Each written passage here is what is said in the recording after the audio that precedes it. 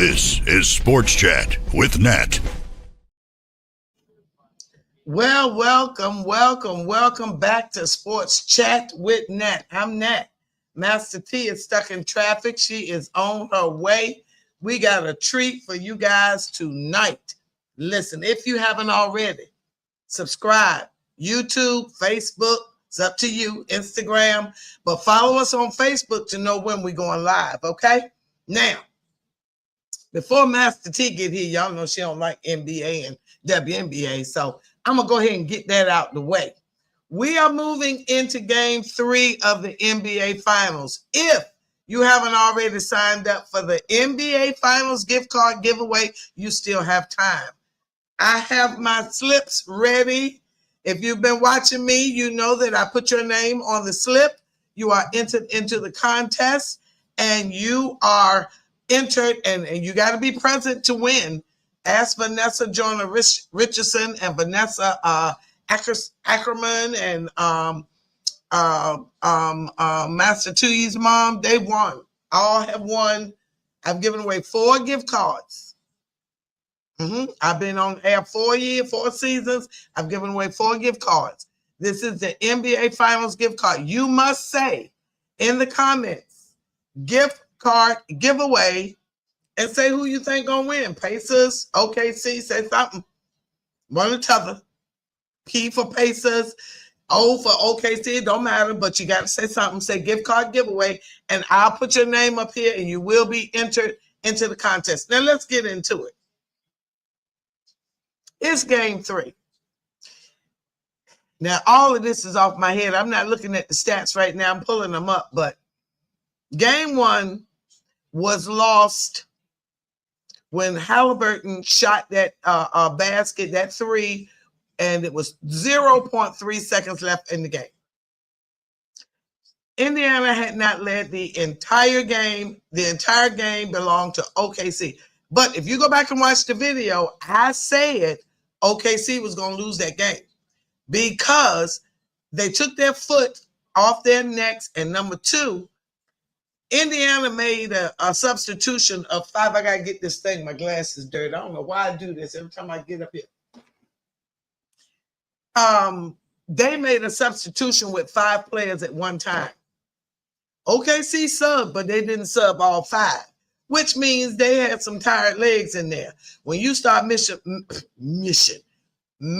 free throws in the fourth quarter, a lot of times that's fatigue. You have nothing left in your legs. They were doing very poorly on them offensive rebounds.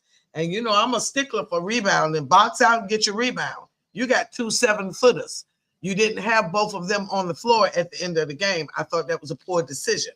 However, he did make some starting lineup adjustments. Now, we said, I say we because sportscasters all over the world say it. Why are you changing your lineup? But I've heard year after year that if the matchup for the players that you've been playing is not to your advantage in that particular series, substitute. So he put in Wallace and the other boy. Wait a minute, I'm going to tell you his name. But he put in Wallace and Wiggins really early. Now, Wallace started. Let me make sure before I say another lie. Wait a minute. Let me be accurate. Y'all know I like my facts. Hold on. Let me do the box scores. That will give me the starters. Let me make sure I'm right. Yeah, he started Wallace. That was the change instead of Hartenstein. And because he started Holgram, Williams, SGA, Dort, but he took out Hartenstein and brought in Wallace. Now, Wallace only gave him 4 points, but he had 3 rebounds. Now, Hartenstein came in and gave him 8 rebounds and only 3 points. However, let me see if he had any blocks. He had no blocks, but he had 4 assists. Wallace had 1 assist. Hartenstein is a very good passer. He's a lot better than I thought he was when he was in New York. New York Knicks did not use him like the OKC Thunder use him. He's fast. He's got he's ambidextrous. He can pass with the left or the right. He can shoot with the right or the left. His jumper with that left is pretty though. Okay, but anyway, let me stay focused. Now, Jalen Williams, Jalen, Jalen. His game one was raggedy. Game 2 was better. He had 19. You average about 20, so we need you to bring your 20 every night. But he was a little slack on game 1. But again, game 1 was lost. Number 1, they lost rebounds, and they lost points in the paint, if I'm not mistaken. Let me make double sure. But game 2, they was ready. Final score for that one was 123-107. Game 1, they lost by 1 point. And let me make sure I'm accurate. You know, I like to be accurate. Let me just be right. Because game 3 is so important. Okay, now OKC only shot 39% in game 1. Indiana was 47%. Now, during those first 2 series, round 1 and semis and all that, if you were watching, I every game I go over the team field goal percentage. Indiana has been shooting 50 or better almost every game. One game they shot 60%, and the commentator, the half they shot 60, and the commentator said there ain't no way they can shoot 60% in the next half. They didn't shoot 60, but it was above 50.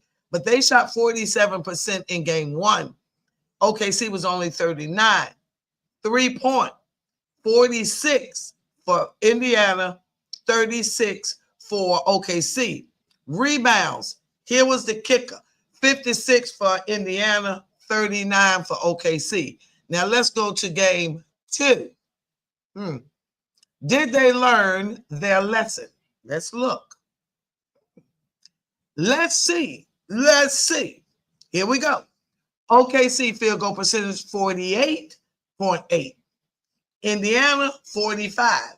Now, is Indiana gonna do a Sabalenka and say they want that good, or will they acknowledge that the number 1 defense for the season has been awakened?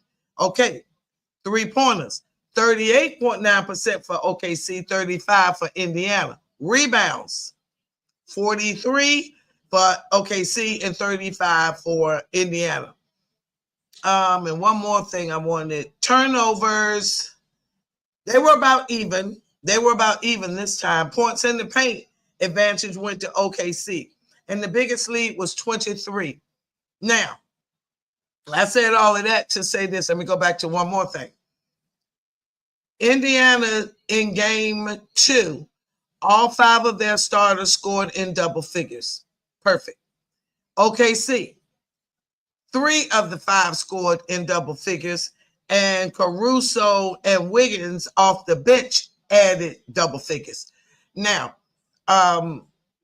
they were the first team in a long time to have 5 players with 15 or more points. So all of this is big, people. I'm telling you, this is huge stuff. Shai Gilgeous-Alexander, with his 2 30-point plus games in the first 2 games of the finals, only trails, let me slow down, Michael Jordan and LeBron James in the number of postseason NBA finals games with 30 points. Yeah. I said it. He only trails LeBron and Michael Jordan. This boy ain't been in the league but a couple of years. Let me get to, I got that look crazy to me. He's only been in the league a couple of years. I'm gonna look back because he got drafted by somebody else and ended up where he is now. Hold on, let me be accurate. Then I'm gonna go to the WNBA. He came from Kentucky. And he played with the Clippers.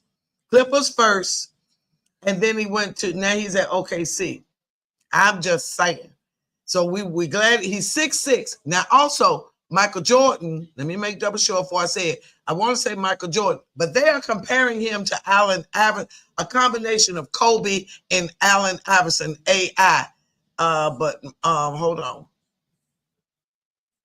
So, all right. So anyway, it's game 3. I believe that OKC will win game 3, although they are in the Indiana, and Indiana is playing a tremendous game. Now, if you think about it, Indiana, East Coast, California, West Coast, East Coast is rough, tough, snow, grit, all that. West Coast is sunny, California, Seattle, rainy Seattle, all salt. Listen, it ain't on the basketball court. OKC might look a little smooth, but they hustle for them 50-50 balls. I was going to find out something. Oh, yeah. Wait a minute. Hold on. I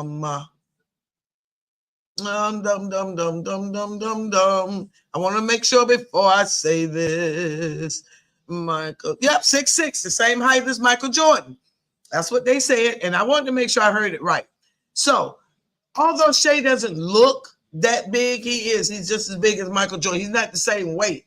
All right, so that's the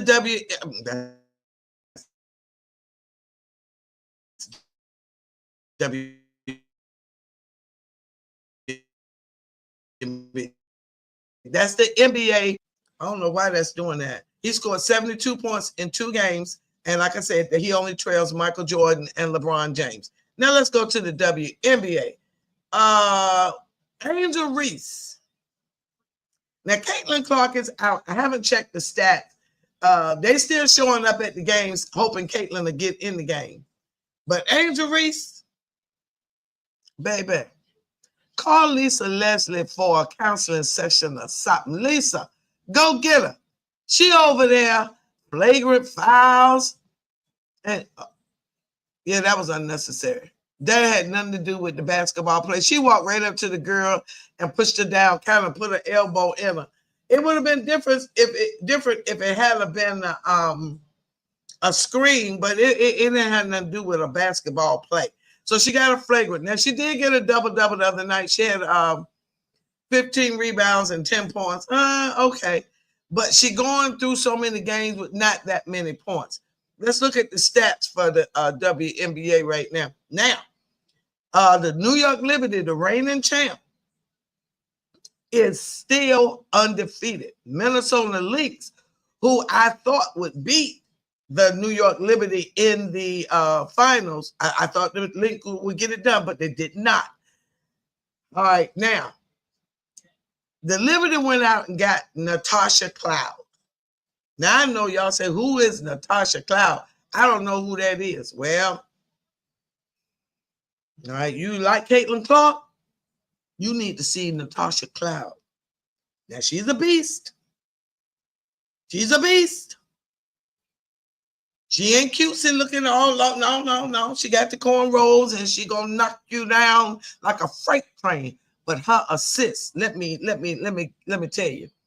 Now, right now, she is the Paige Becker's the rookie from UConn who went to the Dallas Wings, is leading in assists 6.7. Now, Skylar Diggins from Seattle is 6.4. She's tied with Chelsea Williams from the Minnesota Lynx, who I just told you was undefeated.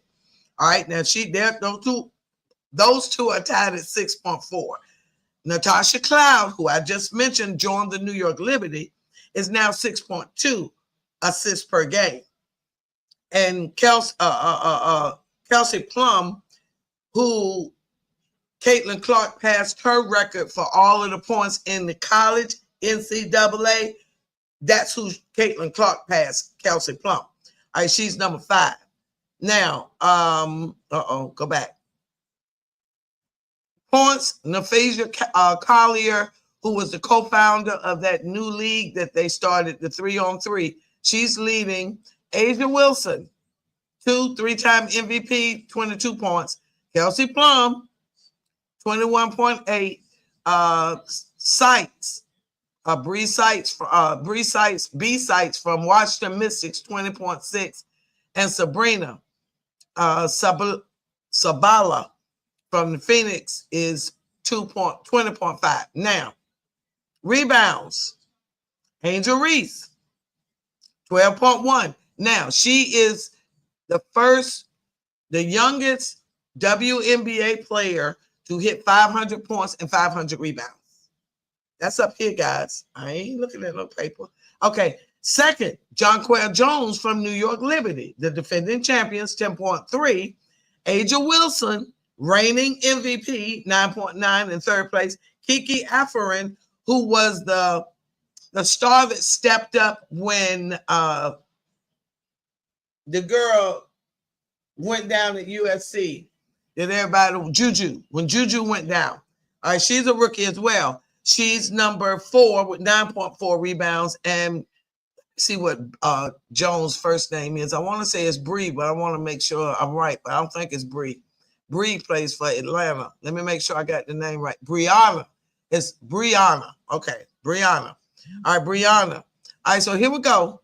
Now, blocks. Aja Wilson, A. Smith are tied at 2.4. Seattle's McBeggar is 1.8. Aaliyah Boston, South Carolina Gamecock is 1.6. She's having a tremendous season. Now, let me say this about Aaliyah Boston. Aaliyah Boston is playing like she played the championship seasons at South Carolina because she has the outstanding passing of Caitlin Clark, just like she had at South Carolina. So that's that. Now, the standings. Now, this shocked me.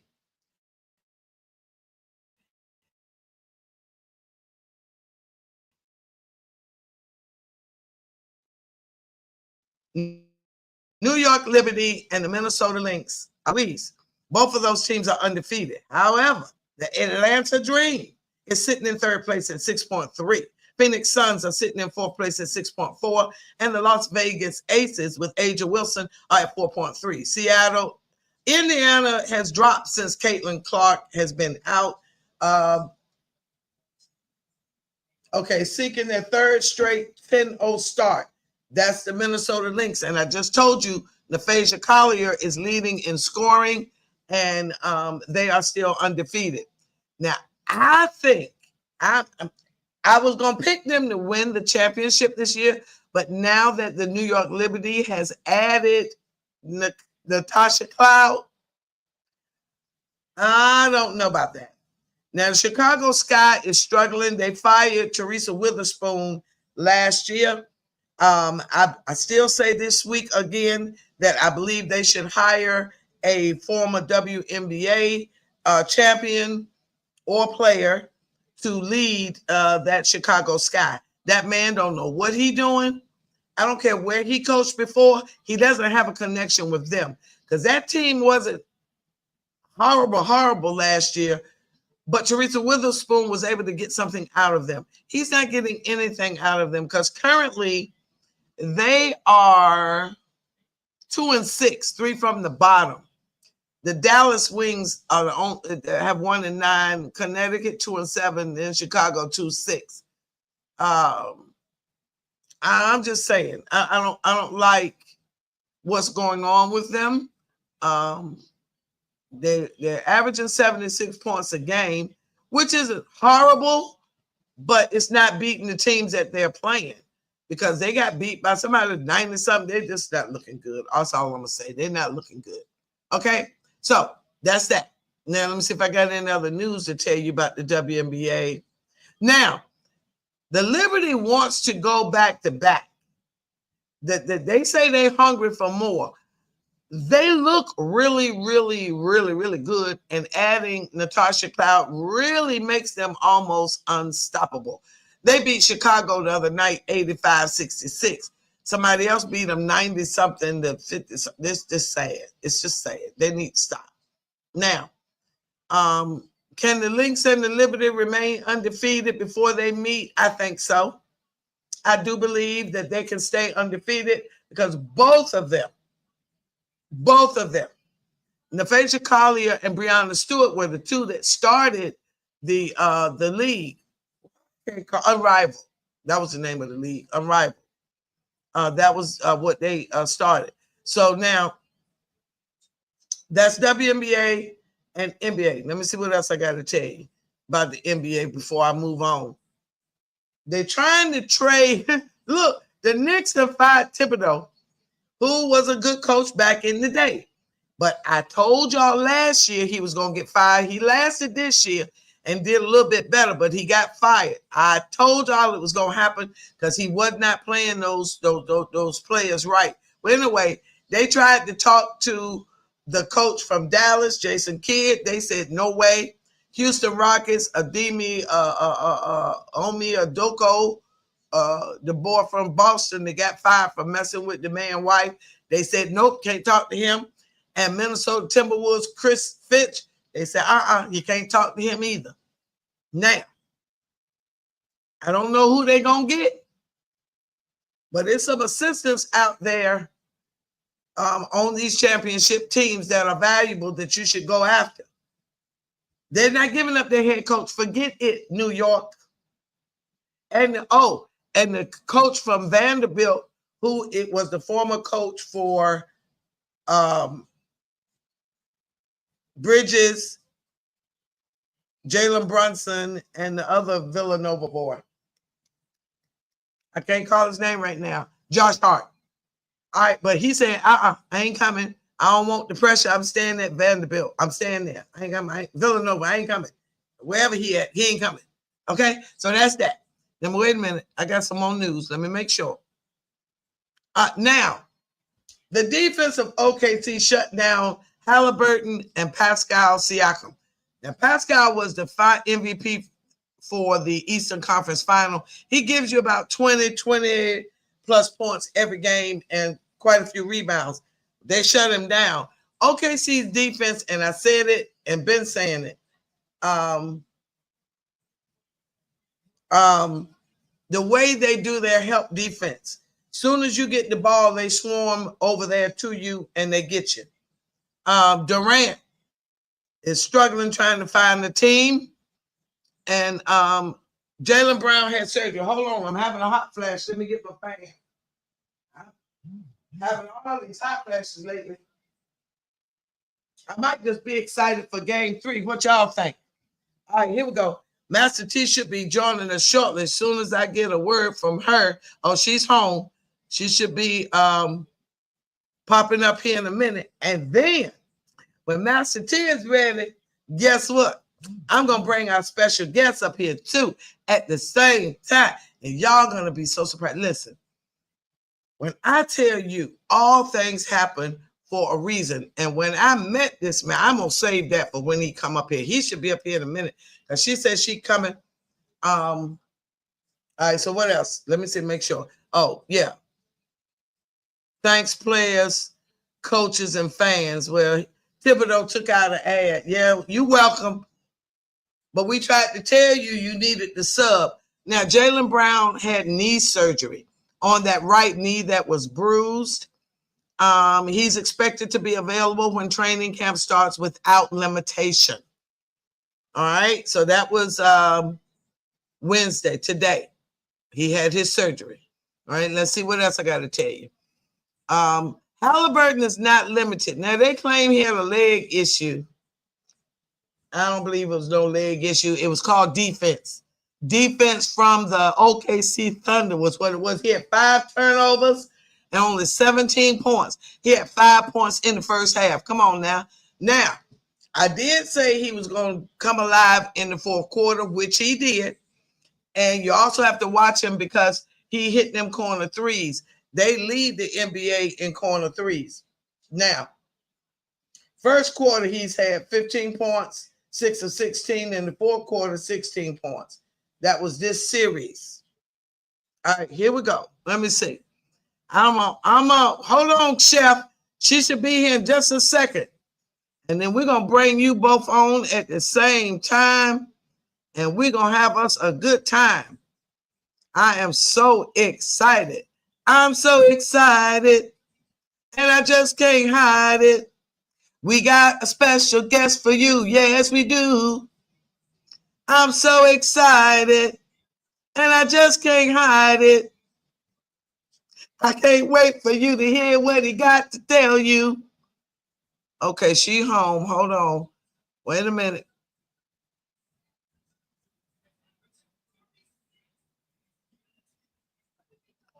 Okay. So make sure I got it all. I'm not going to talk about NBA till she get here because I got so much to say. Y'all know I'm about to boil over with all that news we done had. Oh, in case you under a rock and you missed it, Coco Gauff won the French Open. In case you missed it, I don't know where you been.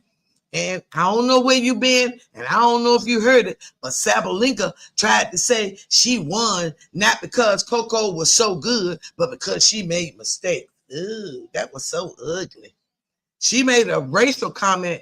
I'm not sure about the actual comment. I'm gonna try to find it, but they had the word black in quotation. I'm gonna try to find it. I don't know. She came back with a little PR apology, but Coco was so gracious. You know, she was really gracious about how that girl talked. You know, she ain't win because she was good. She won because I made mistakes. What? No, she won because she beat you 2 sets. Yeah. Out there hollering and carrying on, acting like you ain't took your medicine. I say that jokingly because she said I didn't handle my emotions well. No, you did not. Up there hollering and throwing the racket. She's a mess. She hollered at her team. Y'all, did y'all see her hollering at her team? Lord, she was over there hollering at them. Yo, she hollering at everybody. She said 10 minutes. Okay. So now that's that. Oh, let me tell you this. Now, I know I don't do a lot of hockey. I know that. However, tomorrow night, Stanley Cup final, the Oilers and the Panthers. It's game 4. 2-1 right now. Florida leads that series. Now, I know y'all said, what's she talking about hockey for? Have you ever ice skated? I learned how to ice skate. You know what I figured out? Skating ain't nothing like roller skating. It's hard. The amount of balance and core strength that it takes to stay up on them blades, them little teeny blades, them blades about this big right here. So you got all that weight up. I'm just saying. Now, once I learned how to ice skate, now I'm understanding the level of athleticism that it takes to play hockey. Now, I'll admit, I have to watch all of the replays over a couple of times because I can't see that little putt on the ice. Now, after I watch it a few times, then I can see it. I'm like, okay, that's where it is. But I'm gonna start watching it a little bit more. But I will say this: the Oilers and the Panthers tomorrow night, 8 p.m. TNT, True TV, and Max. All right, that's that. No. Let me see what else I want to tell you. Now, the Oilers, Wallman was fined $10,000 for a Game 3 incident. They get to fight a little bit, but apparently, let's see. He was fined $10,000 for 2 separate incidents in Game 3. He was fined $5,000 for an incident involving Florida's bench during the second period. Had his glove stolen by the Panthers winger, A.J. Greer, who deposited the glove into the benches. Wallman responded by taking his water bottle and spraying a stream at the Florida players while standing at his own bench. At least 4 times. Okay, that's $5,000. Yeah, I mean, I obviously did that for a reason. I won't get into the details. Okay, so he owned that. He was also fined $5,000 for roughing Florida's Matthew. I cannot say his name. I'm not even going to try it. He delivered a series of gloved punches to his head, to the guy's head. I can't say his name, Matthew's head, while the Panthers winger's arms were being held by another player. Wow. So he was assessed a pair of minor penalties for roughing as well as a minor penalty for unsportsmanlike conduct. Another reason I want to watch hockey. I may not look like it. I don't know. I used to fight a lot. I don't fight now. I probably would if you pushed me, but I don't. But they get to fight a lot in hockey. And I kind of want to see that a little bit. Boxing ain't what it used to be, so I'm gonna watch hockey to get me some boxing, some fighting in. How about that? Okay. So that's that.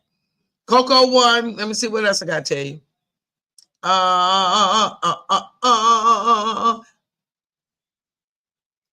Major League Baseball, they ain't been playing long enough, but let me say something about this though. There was a play I saw the other day. He robbed that boy that home run. He jumped over that wall. He was hanging 396. And Jay Wilson, I don't know these teams good. Judge is in first place, and Riley has got the most home runs with 26. Judge got 24. That's what I was looking for. The boy with the gambling issues with his interpreter, Otani, from the Dodgers, he got 23. And Phillies, Schwarber got 21. All right, that's that. And runs batted in, Alonso, the New York Mets, 62. Judge of New York Yankees, 58. Divas, Boston, 57. Chicago Cubs, Suzuki, 56. And Crow Armstrong, Chicago Cubs, 55. Hits, Judge, number 1, 97. Jay Wilson, 93. Turner, Philly, 82. 82. And San Diego and Cleveland players are tied at number 4 at 81. I can't say them names. All right, I got to work on those baseball names. All right, so that's baseball. All right, now, I think I've got everything covered. I'm going to look up my track and field stuff and be ready.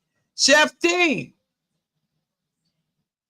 she said 10 minutes about a few minutes ago, not quite 10. All right, so ladies and gentlemen, don't forget, you need to sign up for the gift card giveaway. All you got to do is put gift card giveaway in the comments, who you think is going to win, and your name will be entered into the giveaway. It will be there. Ask the people. Go back and look. The pictures are posted of the winners and all that good stuff. All you got to do is when I call your name, you just got to say, I'm here. That's it. And you win. I mean, hey, I'm just saying. Last one was $75. I don't know who's going to win. I will take donations, and your business will be advertised for free on my podcast, on my broadcast. We will do that for you.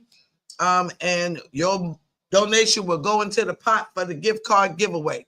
So, Chef T, oh my gosh, I wish I could get a piece of that cake through this computer.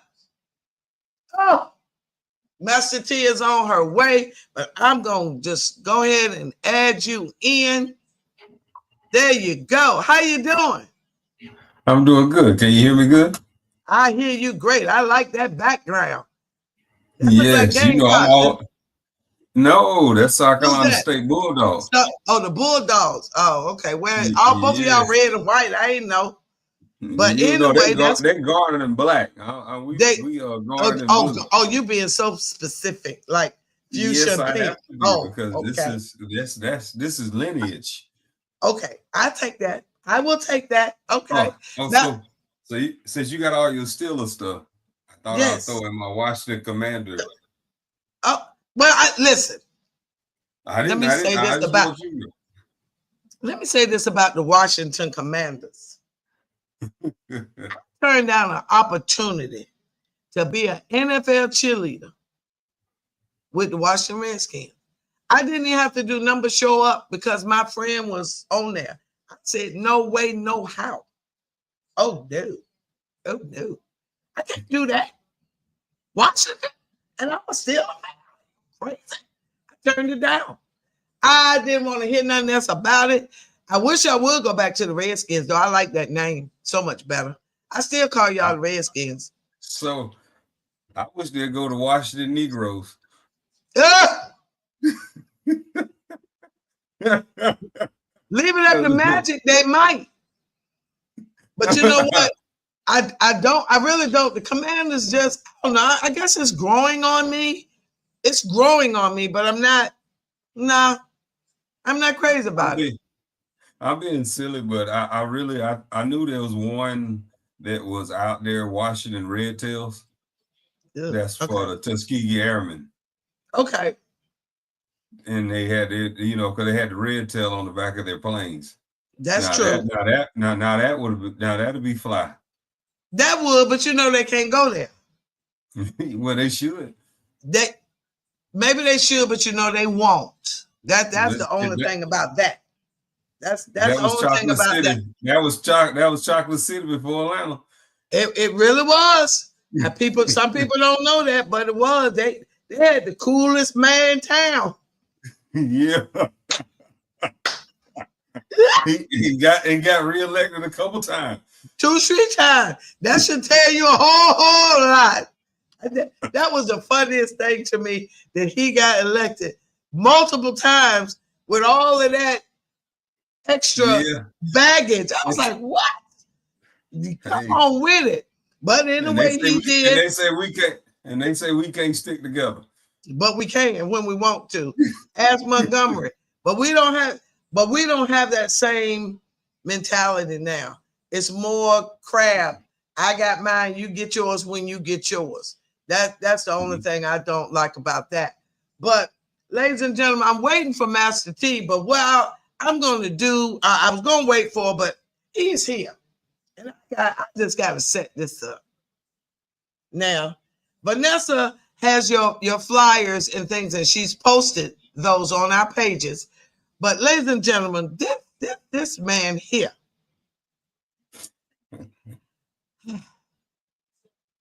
I was doing a play. Y'all remember now in February, I was dog tired. I couldn't do no broadcasting. I was over there doing that play, playing Willie Mae. Remember I told y'all, I'm Willie Mae. Well, Willie Mae had to eat. Willie Mae had to eat at the theater. All right, she coming. We ready. Come on with it. She coming. And so she said that the food is going to be delivered. I was like, okay. So I was like, in my mind, I'm thinking, okay, who this coming with the food? What time they coming? I'm already hungry. When I tell you I took pictures, I'm going to post them. The setup itself was so pretty. I said, how the food going to taste? Y'all, I eat salmon a lot. It's either too dry, too mushy, too something. The sauce too cheesy, too something. Now this dude here, he got a cake. I want to know why the cake is called the $1 million cake. I want to know. He gonna tell you. Ladies and gentlemen, I wish I had my applause, but this is Chef T. Chef T, welcome to Sports Chat with Nat. Thank you so much for the opportunity. Thank you for the chance. I really appreciate all your applause and all your gratitude. I really do. Thank you. Now look, I need to know. First of all, I found out you were connected to sports, but I asked everybody this question. When and how did you get connected to sports? What was your connection to sports? Okay, so for me personally, I always did it. My dad always put me in something to make sure I stayed out of trouble. Okay. He always made sure I was either playing baseball, I was either playing football, I was either running track. And it went from there along those lines. And then it grew to when I went off to school, because he would take me down to South Carolina State, and because that's where he graduated from. And my grandfather graduated. Well, he's one of the first football and scholarship players at South Carolina State. So I would see all the games, and I would see all the stuff, and I would see everything. And it was just like, it was just born in me. So when I got an opportunity, I went to go play football at South Carolina State. Okay. Because I was like, it was a measure of the idea of seeing. My dad used to be so proud of like watching the players when we go in the stands. So my idea was like, you know what? Because I had a couple other scholarship offers. So my idea was, you know what? I would like to see my dad see me walk out on that field the way he used to look at those old players. So that was my connection to sport. Then when I got done with that, things didn't work out for like a professional career, anything. But then I came back home, and then I started coaching football, and Okay. then I started coaching track too. And then I coached girls track at a high school here called Jailman under the privilege of working with a guy named Coach Moss, legendary. He has 14 state championships in track, and with him I gained 5. So Okay. after that, then I started doing training and things along those lines for that's majority of my connection with sports. And then I got a couple buddies of mine that made it to the NFL, and a couple guys that I can call and that like probably gonna be future Hall of Famers. And I got a couple people that are friends of mine. I got another good guy of mine. He's probably one of the top agents in the NFL at the moment. And so I don't want to mention his name because I got I'm going to say, don't tell me the name on the air. We get that later. We'll work that later. Look, yeah, we'll work that later. Yes. Yo, look at God. Look at God. He may not come when you want it, but he right on time. So wait a minute. Let's pause for a second. You said coaching girls track. Yes, ma'am. Back in I ran track. The 4x100. I was the third leg. I did shot put and discus. I was third in the city in the shot put. I was the only girl in the weight room back in the 74, 75, 76 in my school. Hey, the boys teased me. They said, your legs look like a running back. Okay, what? What's your point? What's your point? But when I started throwing that shot put over the goalpost, it was like, okay, we're not going to mess with her. So that helped me, but I love track and field. Let me ask you this question, a little off kilter, a little off. I kind of let things flow a little bit. Quickly, what do you think about the unfortunate incidences that the USA teams continue to have in track and field relay races? What is your opinion of that? That's one of my pet peeves with the USA track team. The biggest pet peeve with the US track team is because of, I would say, the issue with not practicing all year. Mm-hmm. So they just it's hard. So when I think back when we did it, like the girls track, we had 4 or 5 girls that all the time was working together all year long. So when we got to like state championships or region championships and stuff along those lines, they had already been working together. So it was just plug and play. So you just think that all of a sudden you're just going to show up on the Olympics, and then everybody going to have it all together. And that's just not going to happen. If you can't figure out how to like get them together on they should like on a monthly basis at least, just practice. And do that before always leading up to almost 4 years worth. I understand it's just Olympics every 4 years, but a month or 3 or 4 days, everybody fly in. You work on, because it's all about height and foot speed. Because if you got one little short runner, you got a tall runner, she got to be able to know I gotta hand it off to her, and you ain't gonna get all that in like you ain't gonna get all that in like a week or 2, and then go out there. Cause see the Jamaicans, they do relays all year round. Japanese and Chinese do too. They do, because they ain't got nothing. That's what they do. The Yeah. Chinese, not speaking on their government, but they make sure you gonna do what we tell you to do when you come over. We're gonna make you do. So I just I hear the word track and field, and I just love track and field. I interviewed Olympian Dr. Melvin Pender last year before. We had a really nice time talking about the relay and track and field and all of that. And I just love track and field.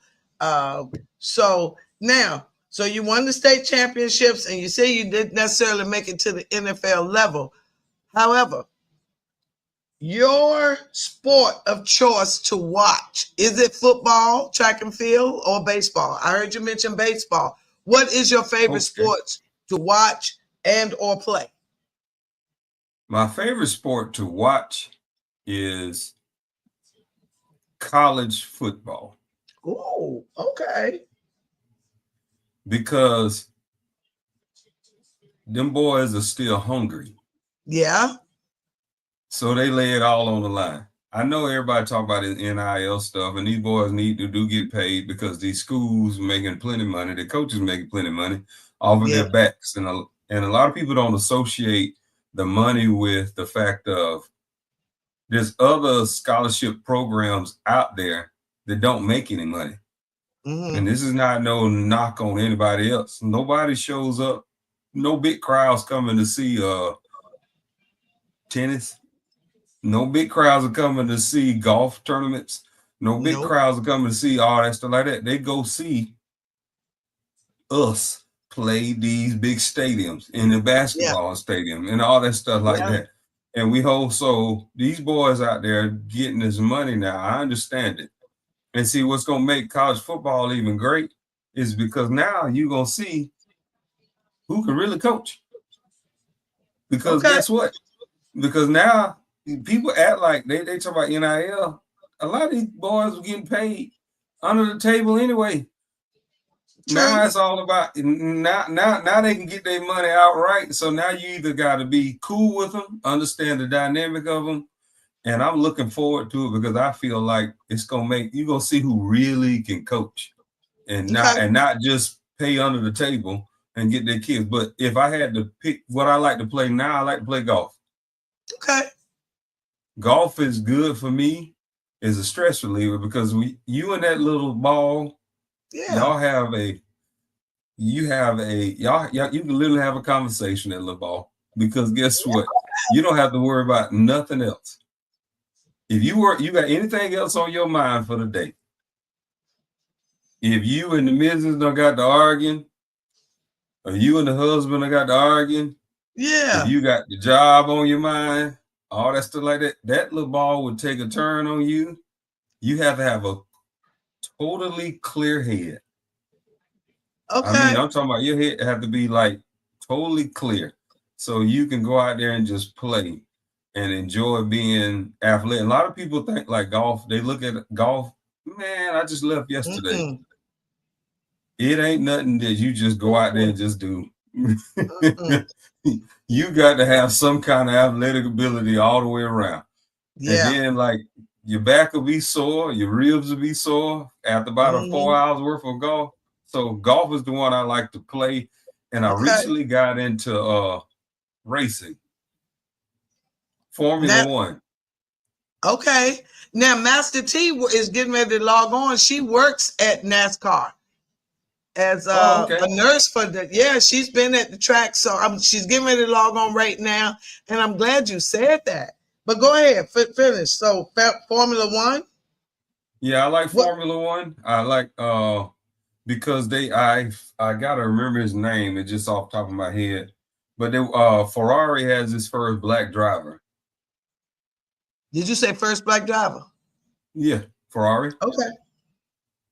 So he started out with McLaren, then with the Mercedes, and now he's with Ferrari. Okay. So I've been following him. I wish I had it wrote down. I didn't think about that part. But yeah. But those are probably the sports I like to watch. Basketball, I'm a Celtics fan. Okay. Because I live here in Malden, South Carolina.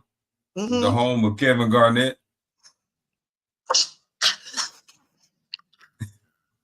I had Kareem before he became Kareem, he was Lou Alcindor. I had him on my wall in my bedroom, not Michael Jackson, not nobody else. I had Lou Alcindor on my wall. I love Kevin. I love Kevin. I love Lou. I don't know why I like tall, skinny basketball players. But anyway, do you ever see him? Have you ever met Kevin? Yeah, we grew up in the same neighborhood. I know where his mother live at. She still live in the neighborhood. She still live over there. My mama knows her. We went to the same high school. We got it used to be, it's a park called Springfield Park over here. You have to come and check it out. It's right down the street from where we grew up at. We used to ride our bikes over there. We used to do all that. I wasn't a big basketball guy. I thought basketball was a little janky because that ball would go all the way in the hole and then bounce out. And I was mad. I was like, I ain't got time. Yeah, once you get across that goal line, you touch that goal line with the tip of that ball, it's good. It's good. Come out if you want to, you already done it. Yeah, he's from here. You ought to look up his documentary so you can see. He's from Malden, South Carolina. And then I love Kevin. Oh man, I love Kevin Garnett. My mama was a big, there she is. My mama was a big Boston Celtic fan. And Master T, welcome. Hey, y'all. How you doing? Master T, meet Chef T. I have been raving about his $1 million cake, and I waited for you to ask him about that $1 million cake. But this is Master T. This is my co-host, and guess what? He's just starting to get into sports-wise. Tell her, Chef T. Racing. For real? Yes. That's awesome. Well, you know, I do. I like NASCAR. I like Bubba Watson. I got this little thing. I gotta, I root for us. So yeah. I got a thing like Bubba Watson, then Formula One, and see, I'm quirky, so I'm a Lego guy too. So I build the Legos. I wonder if hold on, hey babe, can you hand me that over there? Now, this is what you call live. Welcome to Sports Chat with Nat. If you're just joining us, we have oh my. Wow. That's Lego? My volume. That's wow. Oh, that's awesome. How can we make that big, Vanessa? Can we make that big and show just the car and not us? Can you do that, Vanessa? I can see you pictures later. Oh, yeah, she's working on it. Oh, here she goes. She's doing it. She gonna put you up there. It's coming. She gonna get it. Hold on. Hold on. Wait a minute. Hold up. Wait a minute. There it is. Oh, that is gorgeous.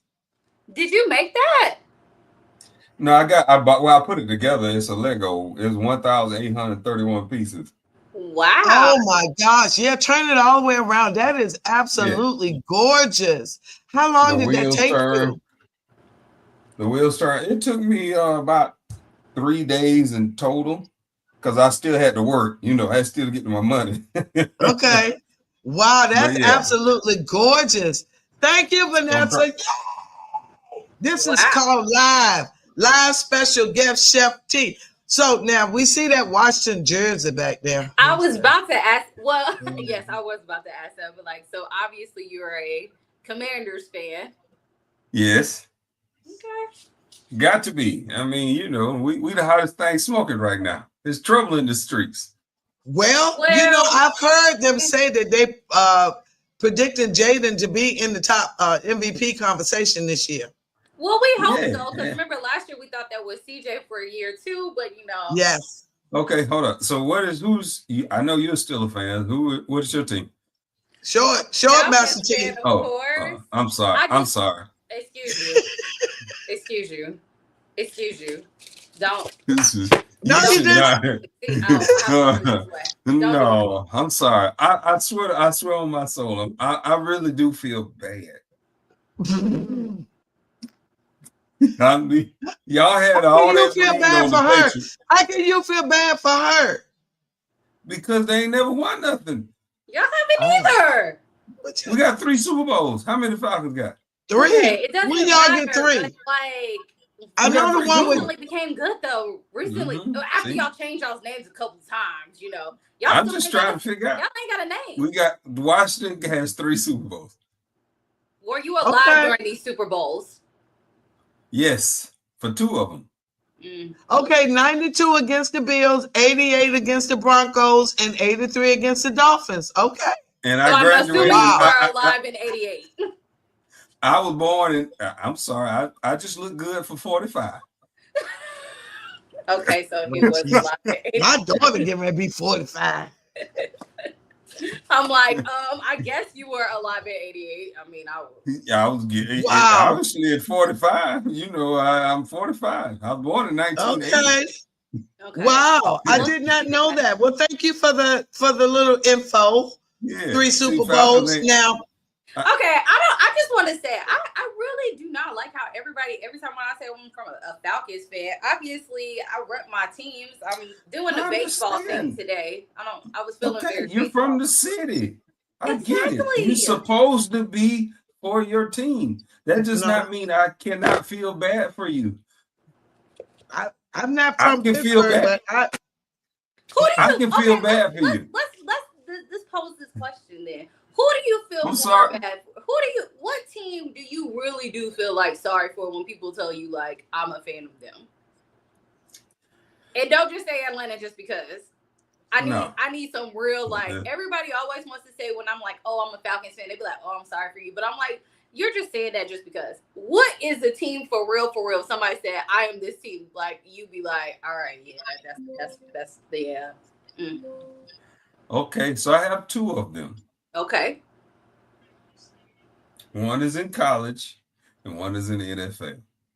Okay. Them damn delusional Dallas Cowboy fans is number down. You know, that's exactly what I was thinking. I was definitely about to say. If people say Cowboys, I'm gonna be like, Okay, you back at the top of our list. Go ahead. Okay. All right. Number 2. Since I'm from South Carolina, I played at South Carolina State. We have 4 Hall of Famers, NFL Hall of Famers. The University of South Carolina, I feel bad for them because they ain't never won SH, pause, ever. We got more Hall of Famers than Clemson. Oh, wow. Yes. NFL Hall of Famers. Some of the highest paid NFL players right now in the NFL, South Carolina State. But I always pick at South Carolina fans. They be like, oh, Gamecocks. I was like, really? Y'all ain't never won anything. You haven't. Like, so I be like, why are you even talking to me? Because we're HBC, you know, we didn't win no national championship, but we win our conference. You don't even win your conference. Like it's just facts, and facts hurt sometimes. Sometimes.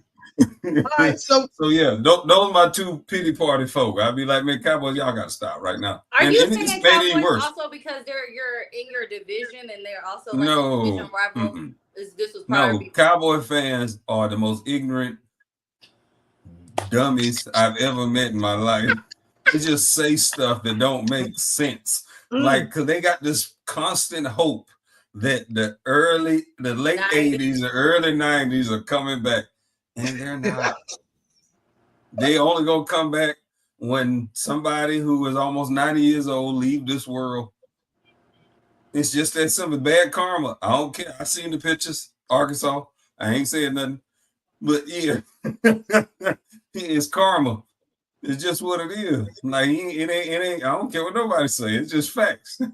Now that we've talked about our sports and everything, I want to ask you a question now. How did you transition from sports to chef? Okay, so I can tell you how. I can tell you why, and I can tell you how. If you got the time. Both. We want both. Okay. All right. So. Well, hold up. We like radio. We want both. Okay. So how?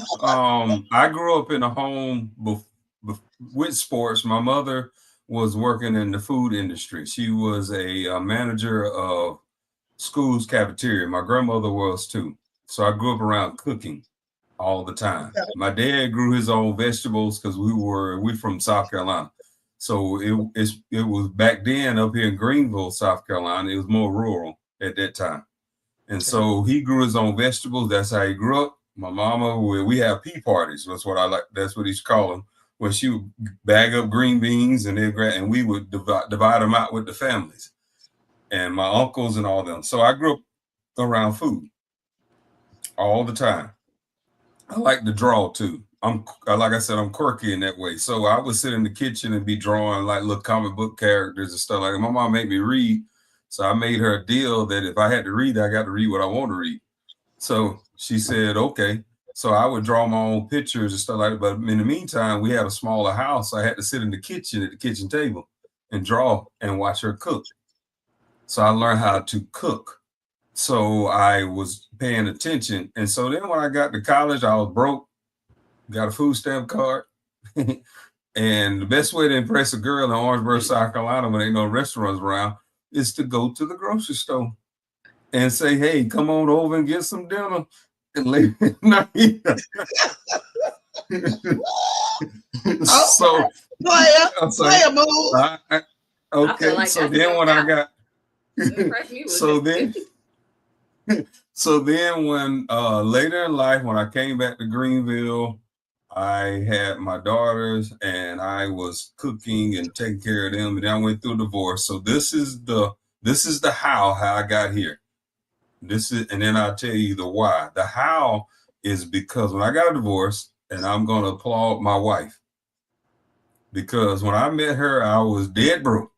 And I reverted back to my South Carolina State days and said, well, I can't take you to dinner, but you come on over here and I got something for you. And she said, okay. And then she started eating my food. And she was like, you know, you're really good at this. And I was like, okay. She said, why don't we start posting it on Instagram and Facebook and getting you out there in that way. And then so I was still working in manufacturing then. And I was a supervisor and I was working at night along those things like that. In the meantime, we was doing catering. I was coming home cooking. She would post pictures. She would do all those things along those lines. And then so after a while, this is the why I took off to be a chef. Being memorable. Because when you come from being an athlete, you know, you can think about every big shot Steph Curry made. You can think about every big play Jordan made. So, but you also can remember your favorite food. Yeah. You can also remember who cooked it. You can also remember where you ate it at. You can remember all those things to where you are you're memorable forever. You're never gonna get forgotten. Mm-hmm. You never, no matter what happens, they're gonna say, man, I had some of the best beef short ribs I ever had in my life by this guy here. You can remember all that stuff. And then you know what? When my legacy's left, or whenever I leave this earth, it's gonna be people to show up in my homegoing service. Boy, that boy damn sure cook. And that's exactly what they're gonna say. And that's a big deal. When you see people bite your food and get excited, like I just scored a touchdown or something like that. Like it's just like they get the wiggling. Like if they could jump up and cheer, you go home at night after all that hard work and you sleep well, knowing you did a good job. Now I want to know, why is it called the $1 Million Cake? Okay. Now when I bid it, I said, damn, this tastes like it's worth $1 million. He done made me $1 off this cake. Is that why it's I'm telling you. Is it good? Is that good? Girl. When can we like have some tastings, like some? Well, wait a minute. We want to hear how it became the $1 Million Cake. Then we're gonna figure out how we can get some of this food. Come on with it. Okay. So the foundation of $1 Million Cake is through my wife. So I'm not gonna take all the credit. Okay. I told her we got to come up with something special. Okay. And so the $1 Million Found Cake is why it came that, because when you think about $1 million, a lot of people associate $1 million with being rich. Yeah. This cake is rich. It is. It's light. Mm-hmm. It's flavorful. It's all the above. It takes all that. It has a rich flavor. The quality is good. It's fresh because everything we cook is made, and we make everything fresh here. Yeah, so every bite is gonna make you feel like you in heaven and you rich. It is. It is. I kid you not. And a lot of pound cakes can be heavy. Pound cakes have a tendency. Some can be heavy. This one is so. Yes. It's a pound cake. You might. Matter of fact, we may need to change it from the. We might not need to call it. We need to call it the. We might not need to call it the pound cake. We need to call it the rich heaven, because it ain't heavy. It's not heavy. It's the best pound cake I've ever tasted in my life, and I love pound cake. It's the best pound cake you ever tasted in your life? Yes, because I love pound cake. And when we did the play in Marietta, he served our food. Remember, I kept talking about how good the food was? This was the chef that served our food. The display that he puts on is so elegant, is so visually appealing that you just, before you even eat the food, you're looking at the setup and you're saying, oh my God, this food has got to be good, because the attention to detail with the setup and the timeliness of the setup, because we were doing a show and he was ready when they said time to eat. It was hot and ready at that moment. It won't like, wait a minute, let me get this. Oh, wait a minute, we got Soon as they said time to eat, it was like, pull the top off, let's eat. And I did notice this. I will say this. I'm not surprised that you said your wife was the reason why, because when I met you guys, the way she was kind of, go ahead, no. It's like she's your little cheerleader, and I love it. I could see the teamwork, I could see the love, and I could see the support, and it was just so beautiful because you were there setting up before she got there, and then she came in, and I could just see the encouraging spirit that she brings to you guys' relationship. It was just beautiful. It was just beautiful. So, Master T, what's your question for him, my darling? Do you have a question? I have to go back to NASCAR because, it's coming up very, very soon. And I guess, I don't know if Nat told you, but I actually work NASCAR as one of the nurses in the little what we call it? The pit stop area. I can't even think of it. Oh, the care center. So when they crash, they come to me. All nice and fun. So I guess in a sense, what made you get into NASCAR and or racing in general? Okay, so you know a gentleman by the name of Harry Carson. I think he's part owner with Joe Gibbs Racing. No. He's a Hall of Famer from South Carolina State. He played for the New York Giants. Okay. He played linebacker with Lawrence Taylor. Okay. So he's a part owner of NASCAR team. So that's when I started looking into it. I started looking into it. Harry Carson. Harry Carson. Look, yep. Looking. Okay. Yeah, look him up. Yeah. So he's a Hall of Fame, NFL Hall of Famer who got into NASCAR. So I try to keep up with he did it a long time ago. So I kind of try to keep up with those folk along those lines. Like I told you, I like trying to support us. I like trying to understand, where we're trying to go so we could get more diversity in our community. Because if you ever do y'all watch The Pivot? Yes. Have you seen Pivot? The Ryan Clark, the podcast. Oh, yeah. Okay. Have you seen the one where they are recruiting ex-football players for the pit crews?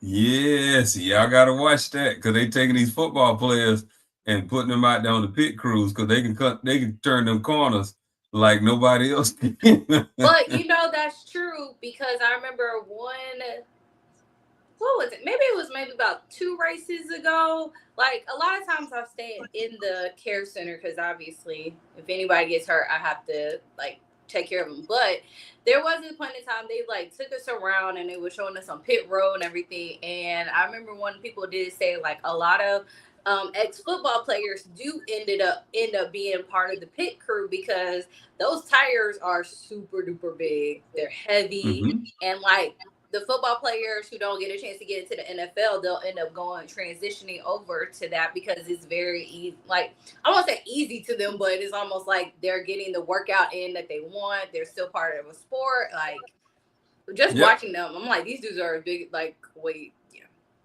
I'm small, so they're already big to me, but they're like, you know, just watching them carry it, and they have to be fast because them pit.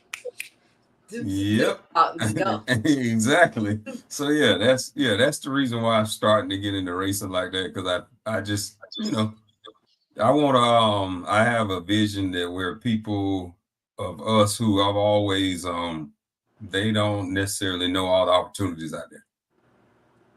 We get stuck in a box. You don't necessarily have to play football. You don't necessarily have to play basketball.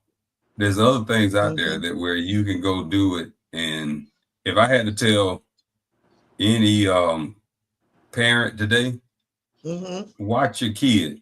Don't stick them in a box. Yeah. Let them be who they're gonna be, and then actually pay attention. World, you know, you gotta work, you gotta do all this stuff like that, but pay attention to who your child is. They might not don't stick them on the football field. You can tell the kids that really don't want to be out there. You can see it left and right. They be like, I don't want to do this today. So don't make them. It's just football. Only thing they need to make sure they can read, write, and add, and subtract. And they can figure out the rest later on. Yeah. And now, hold up. Okay. All right. So, now we've talked about you cooking, you play sports, you did that. How important do you think food is to football? I want to hear it from a chef's point of view. Oh, any sport, food is necessary. It's three things in this world. I tell them, my wife laughs at me all the time, and it's even important in food, with nutrition wise. I tell my wife all the time, you got a couple things you can be good at. You can be great at 2 things. You can be good at 3. You're gonna be bad at 4. It's just that simple. You can't do too much because you got to make sure you take care of yourself and you got time.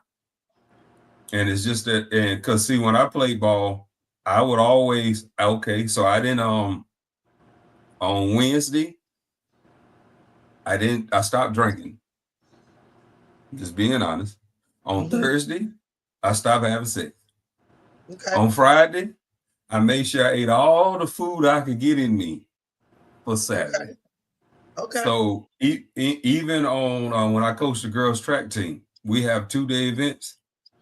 We would do we would have the girls there and we would eat, and then so we would already have like lunches for the next day. But that evening, we would take them to go to Olive Garden. How does it sound? Because we want to fill them up with pasta. Starches, so they have the energy for the next day, because there's sugars involved in that. And they need the juice to be out there all day long. So nutrition with football, any sport, you have to plan your meals out. You have to plan everything out, because if you don't, you'll crash in the middle of a game. And then you ain't no good to anybody.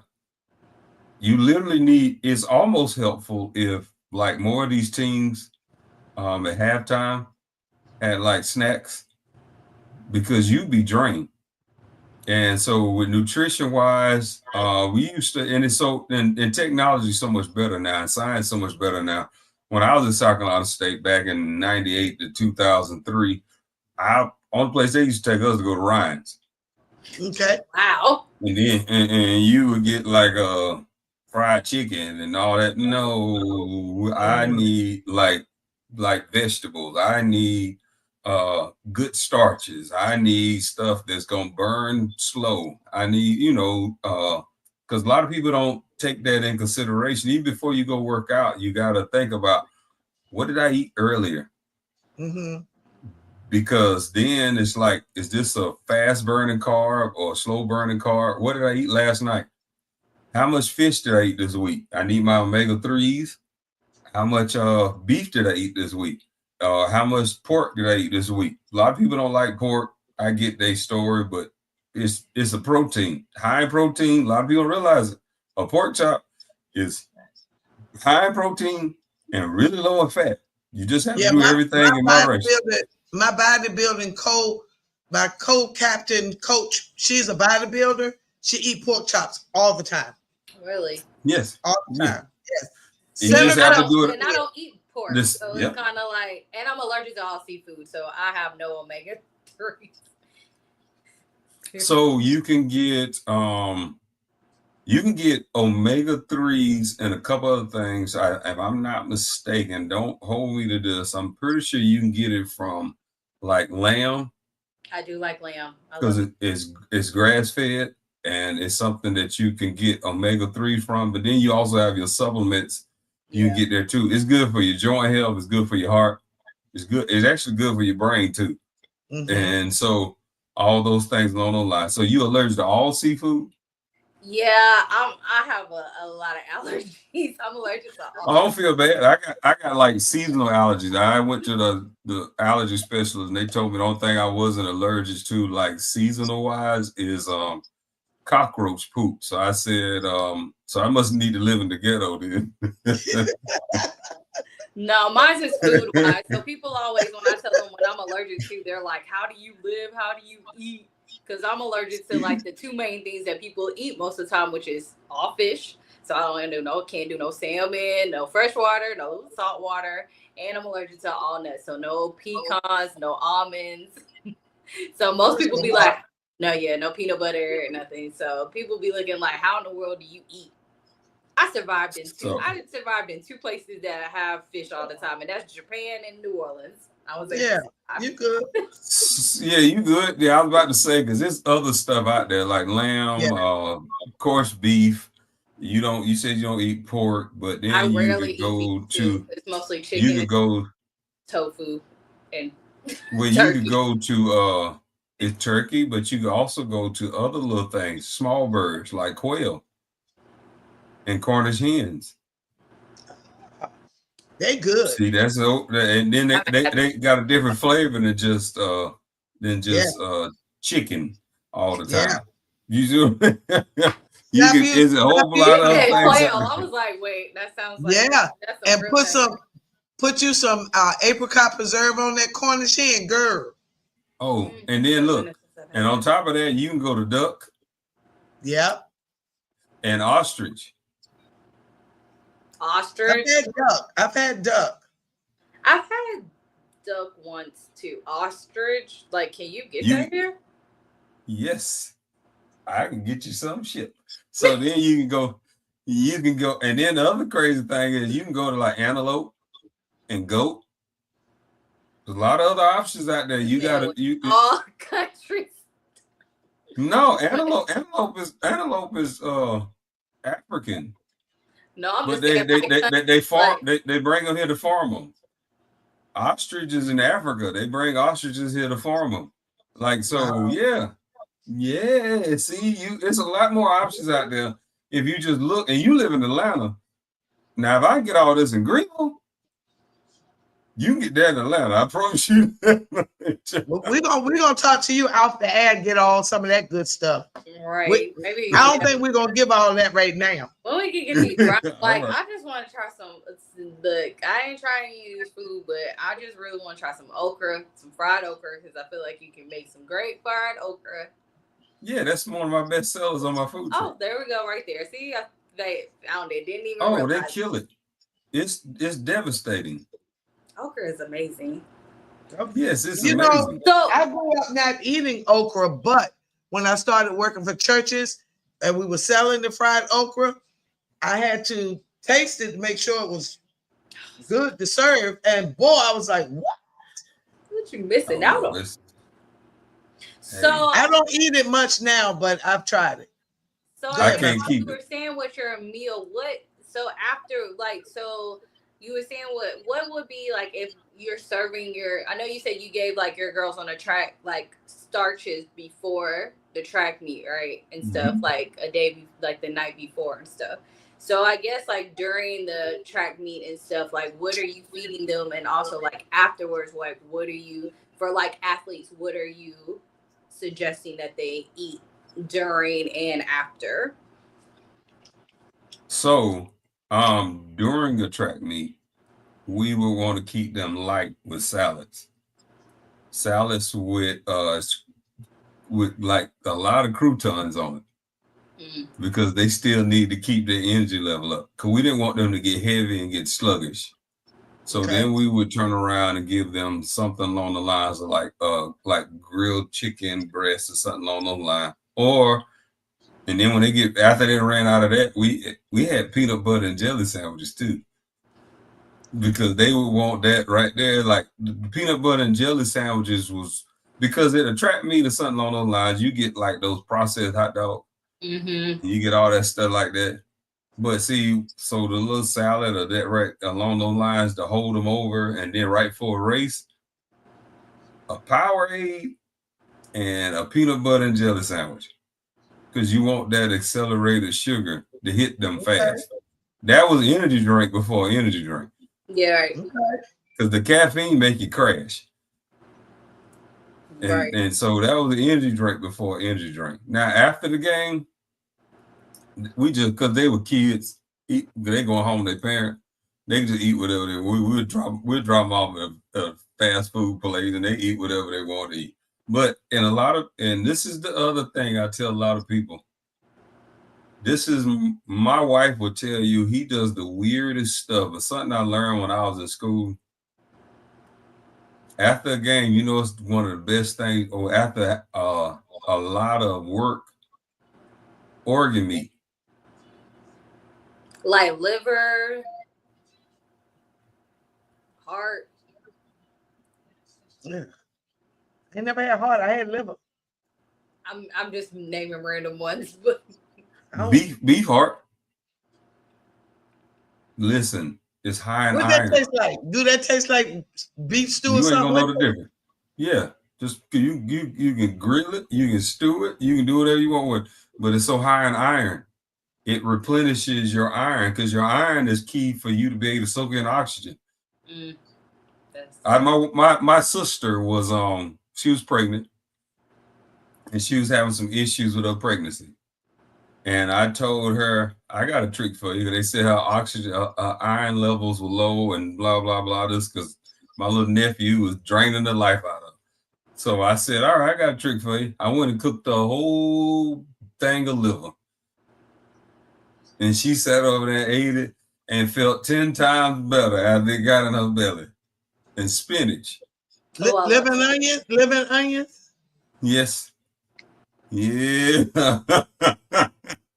Yes. And she sat right there, ate the whole thing. And my wife tell you, when I feel deplenished, after we've been working all yeah, because have y'all watched the TV show High on the Hog on Netflix? Y'all need to watch that one.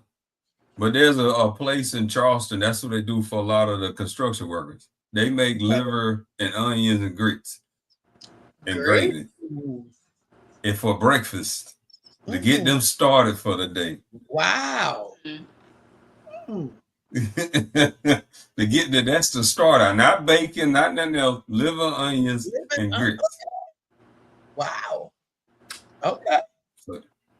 I guess I'm gonna have to find an organ I like because liver is nice. If you ain't never tried them, the cow heart ain't got that kind of little liverly taste. It don't have no taste to it. It just tastes like regular beef. Okay. It just does. Right. And it's good. The Mexicans eat it. You have to be the chef to just cook me something and just say, eat it and don't tell me what it is. All you got to do is say, nothing, you're not allergic to anything in this, because I'll be the one talking about something. You want me to eat what? That's one of the things when we came to Atlanta, I was because I gotta give her a shout out. Her name is Jackie Divine on Instagram. She the one that we did a community event for her. at her where she grew up at.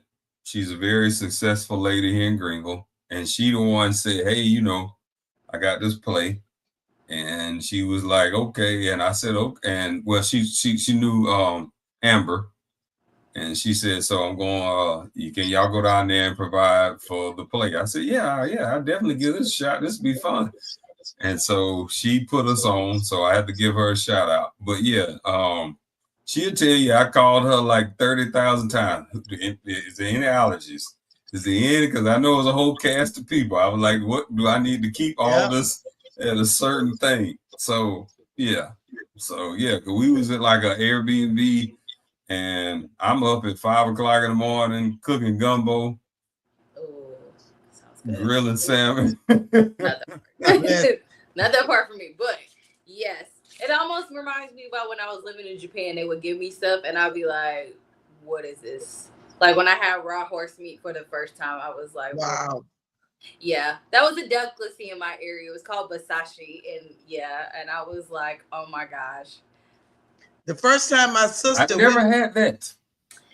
It's not that bad. I would not want to eat it raw again. Like when they would give it to me again, and I would be like, oh, and I would just start grilling a little bit of it. But as far as like eating it raw again, no, because I'm not a raw person. But yeah, it wasn't bad. I was like, okay. I never had raw horse before. Me either. Now my sister gave us some stew. We thought it was beef stew. Me and my dog was just sitting there just eating. Can we have some more? She said, oh yeah. We kept eating. After we got food, we was like, ooh, that was some good beef. She's talking about that was bison. I said, that was who? Bison. Oh, that's good. She said bison. I said, what? But it was so tender. It was so good. It tastes just like beef stew. I'd never had bison before. So I'm gonna tell you, I've had octopus. So octopus is good. It's very good. Very good. Yeah, I know you don't eat seafood, but so I know that. I know that's in Japan. They call it taco. They have takoyaki. So it was like grilled octopus, like in a ball, like a little ball, and they put it in there. So I'll tell you something. Now this is the country in me. Okay. Okay. Ain't nothing like a good fried rabbit. Fried rabbit? Oh, rabbit is so good. Oh, it tastes like chicken. It seems like I've got the. It tastes like juicy chicken. I'm like, what is fried rabbit? I've never even heard. Tastes like juicy. Tastes like pizza chicken. Girl, tastes like a drumette, like a little wingette. I'm telling you, fried rabbit. Yeah. I'm tell you something else. Now this is so frog legs. Yep. Anytime I put them on our food truck, they sell out. So where do you take your truck? Do you come to Atlanta? I haven't been down there with the truck in Atlanta. I just came down there for y'all in Atlanta. I would love to come down in Atlanta and maybe we do something together or whatever. Because I got I sold alligator before. Wow. And they eat the alligator. It sells out. I'm about to say alligator tomorrow. Oh wow. Well, and we're gonna have to come up with something. We're gonna have to come up with an event. We're gonna have to come up with an event that involves us and you. We're gonna have to find somewhere to go where we can watch something, be live, and you can be there with your truck. We're gonna have to find it. I know a guy that knows events. I'm gonna try. He's gonna be our next special guest.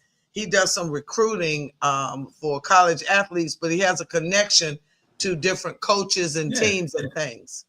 Yeah, I know he has connections to the G League. I know they sell stuff inside, but we'll figure out something. Yeah, we figure out something because I love to pull up at one of them NASCAR events. And sell my good country food. They probably will. They whatchamacallit. Our next one is what? 2 weeks in the end of the month. And that's the whole. Hey, look. Hey, I'll be in the middle. And I'll be selling all the food because and the thing about it is with the NASCAR, especially because people will start camping out like the day before. Like I get there on the day before the race and stuff just to start to see what we need in the care center and get it set up and stuff. But like people are starting the race. If the race is like Saturday, Sunday, like I get there Friday, people is already starting to come up there with their RVs and stuff like that. People give us like so people be grilling out and stuff. So, and I mean they have some interesting things. So I'm pretty sure if you come out there, they would, and they be some real. Yeah, it'd be fun because see, then that's when I do the little quirky stuff like frog legs and alligator because I know the crowd. You learn that kind of stuff. I think I had testicles accidentally because they wanted. Yeah, they tried. One of the guys wanted to be like, "Oh, we have some food. You want to try this?" And I was like, "What is this?" And it was like, "Just try it." And I was like, "Am I allergic to this?" That's all I had to figure out. Am I allergic? I'm allergic to this stuff. They were like, "No, you should be good." As I'm eating it, I'm like, "It's chewy and salty." That's all I kept saying was it's very salty. And they told me, I said, "You made me put what in my mouth?" It's not very happy. Okay. Now so guess what? Go ahead. Bear is good. Bear. A bear is good. Cause they eat nuts. They around here. They eat vegetarian. They eat nuts. I'm telling you the other thing that's gonna drive you bananas when I say that. A raccoon is delicious. Yeah. Okay. Not them little. I mean, I know they're. Well, sometimes I know they're cute but vicious animals. But them little. They're delicious. If I made you a raccoon, you wouldn't know it wouldn't. You wouldn't know it wasn't beef. That's why I say you supposed to. We wouldn't know it was what. We wouldn't know it was what, Chef. Did you say Hold beef? on, give me a second. I think my earbuds going out. I think he said beef. Oh, okay. Okay. I don't know. All right, so look, let's talk about some NFL before we let you go. Let's see.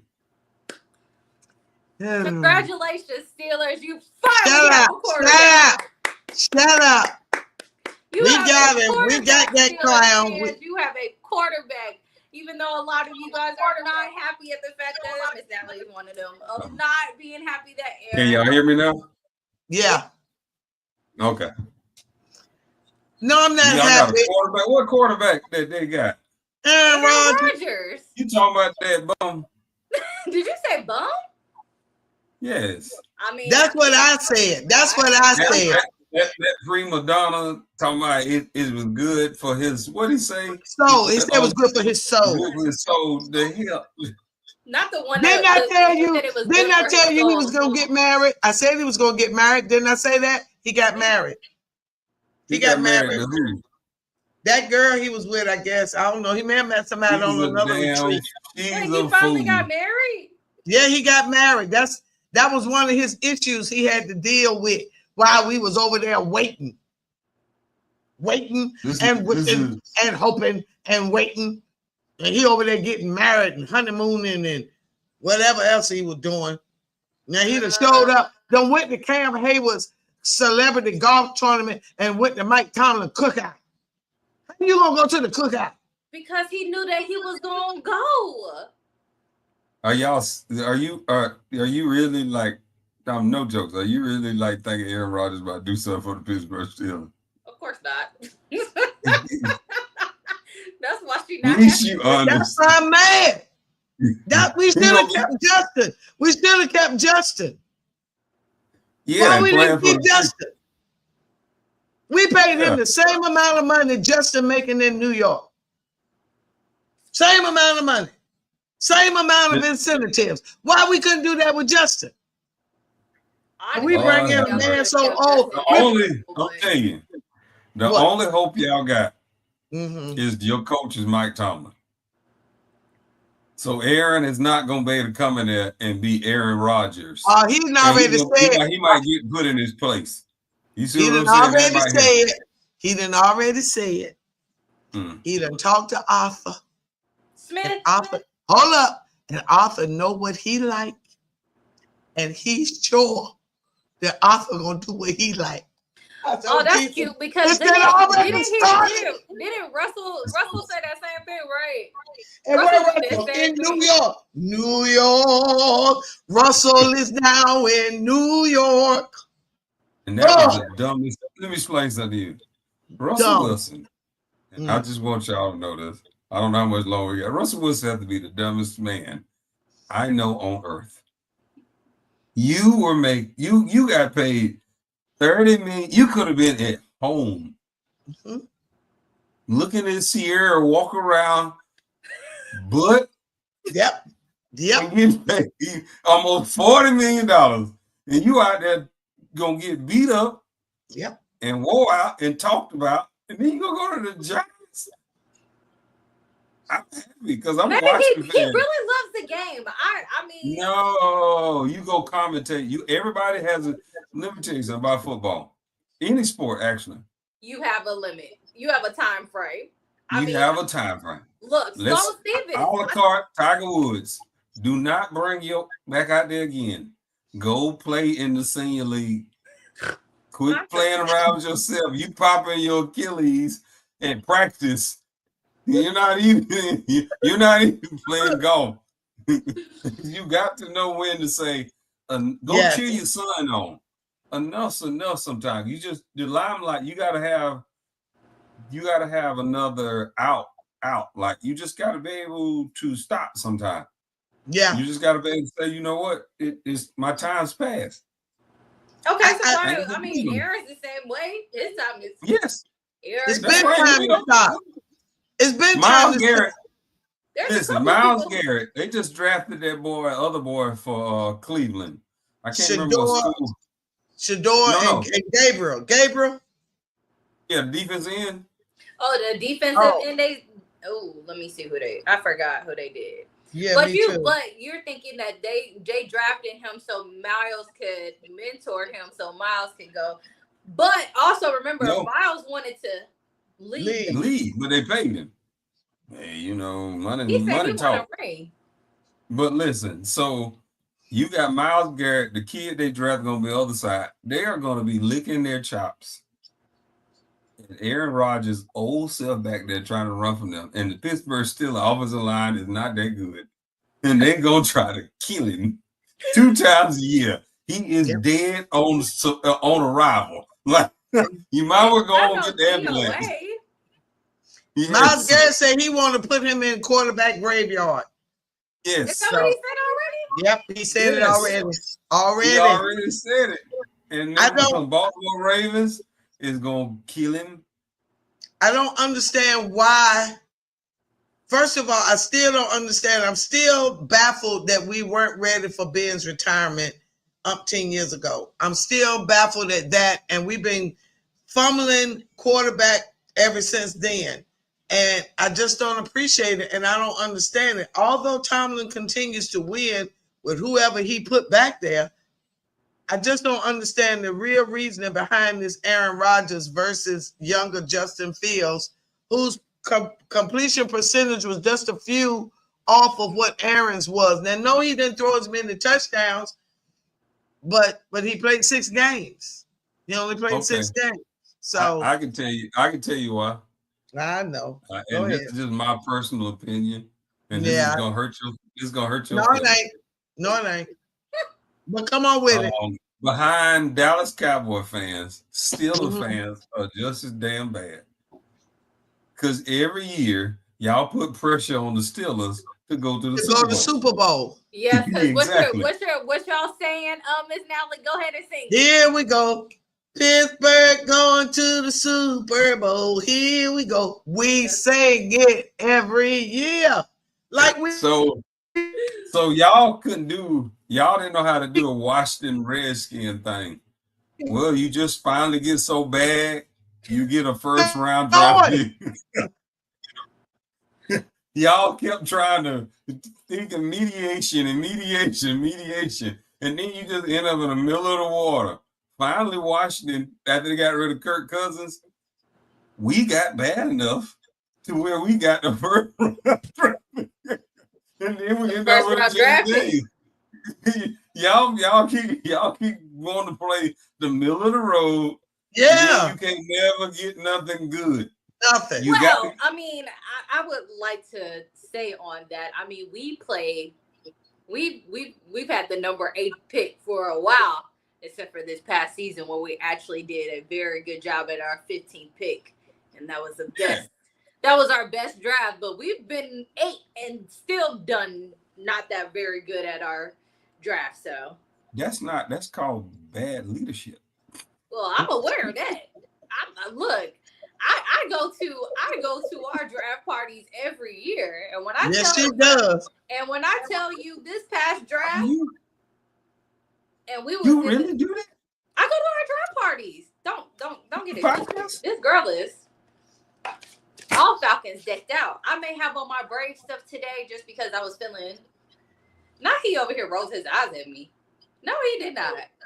This man is eyes out. No, he didn't. Oh my! He's just having too much fun. Right. Wait a minute now. I ain't gonna resuscitate you though. We just might have to leave you on the floor. I'm sorry.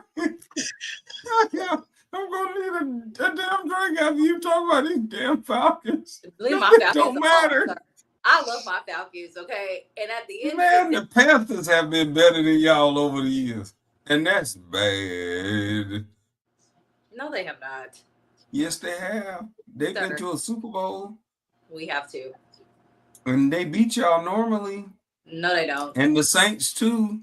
No, they don't. Tampa Bay, everybody in your conference. We are a very competitive conference, even though we do suck though, because yes, amongst each other, yes.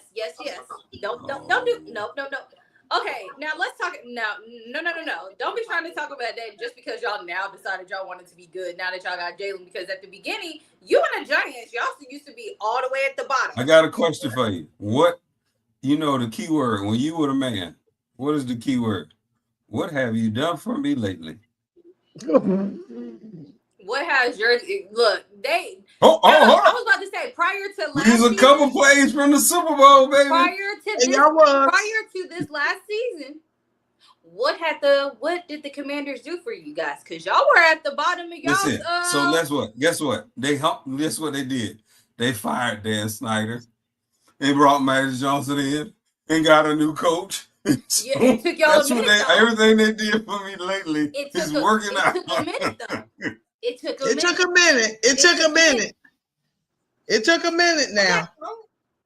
Okay, so now you want to talk about mine? We Are y'all really the Falcons or y'all the Pigeons?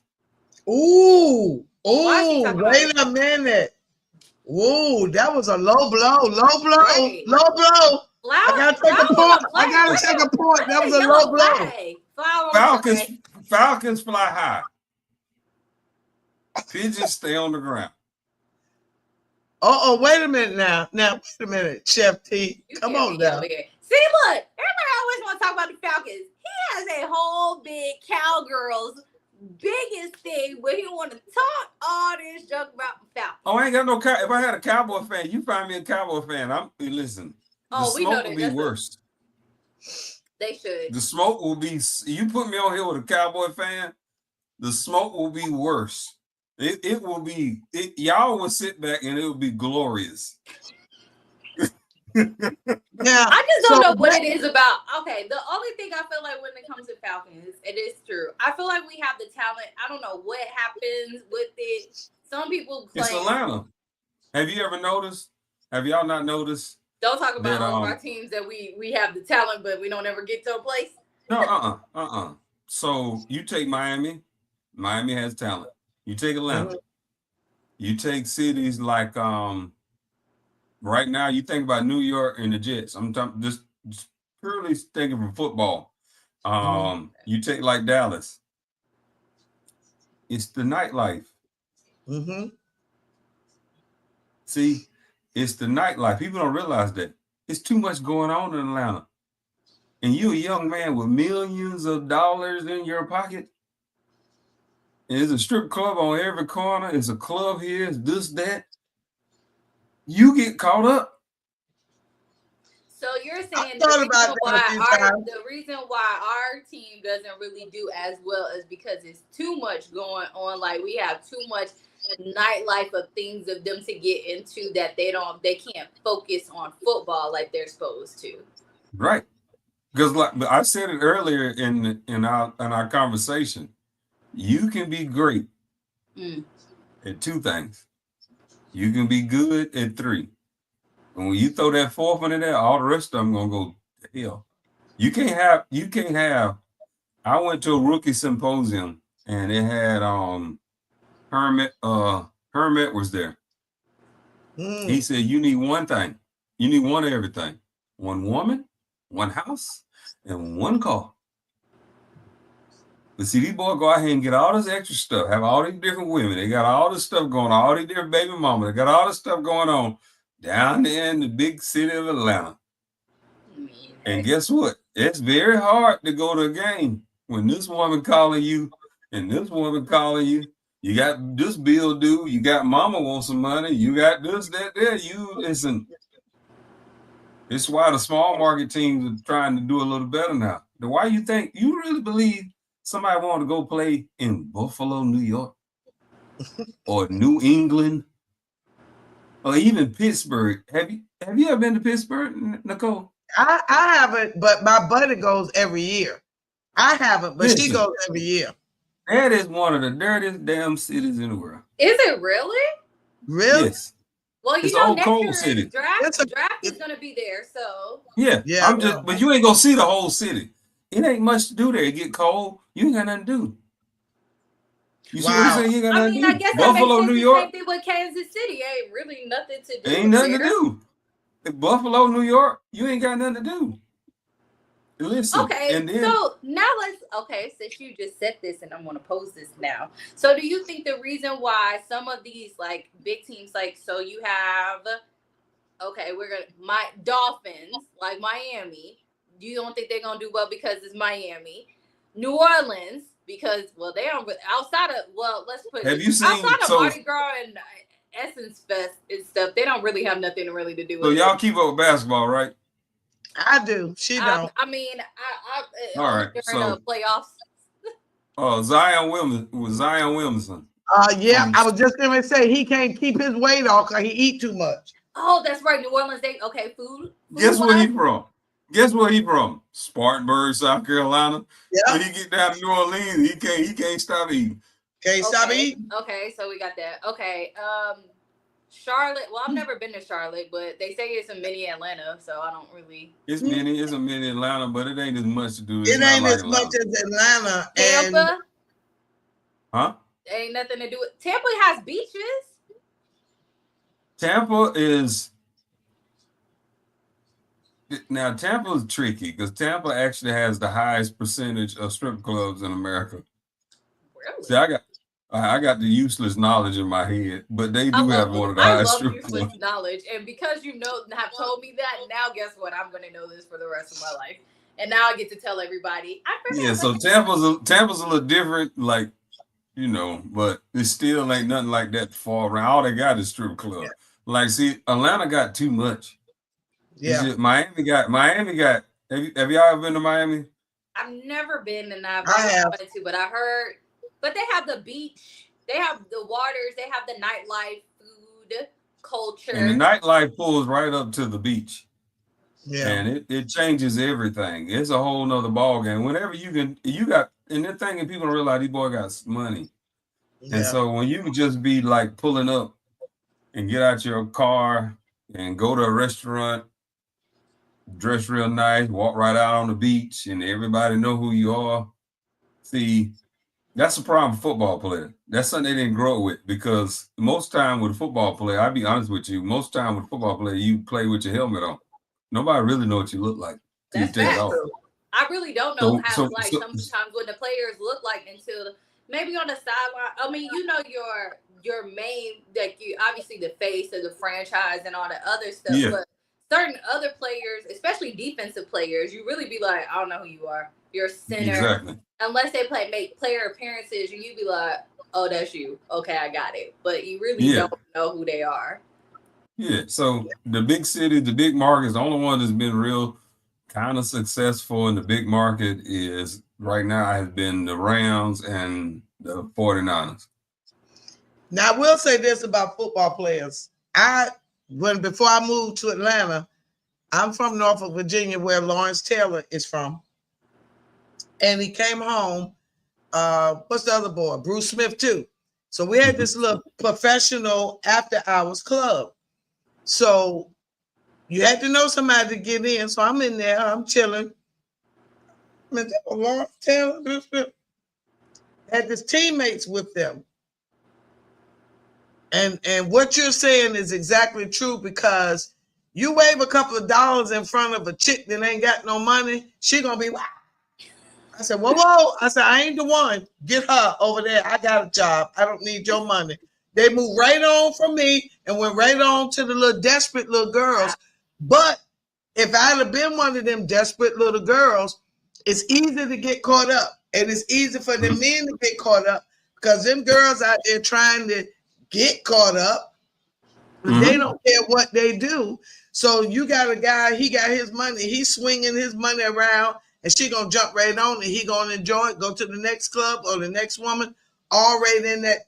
Listen, it happens, but it's a very real thing, that money and that nightlife, because it was so much nightlife. And Virginia Beach is a strip, just like Miami. It's a beach. Yes. It's a strip. So I'll give you one thing, then I'm probably gonna have to get off here in just a second. Yeah, we gotta go. Don't forget, we gotta get your last thought, and then you can go. Okay.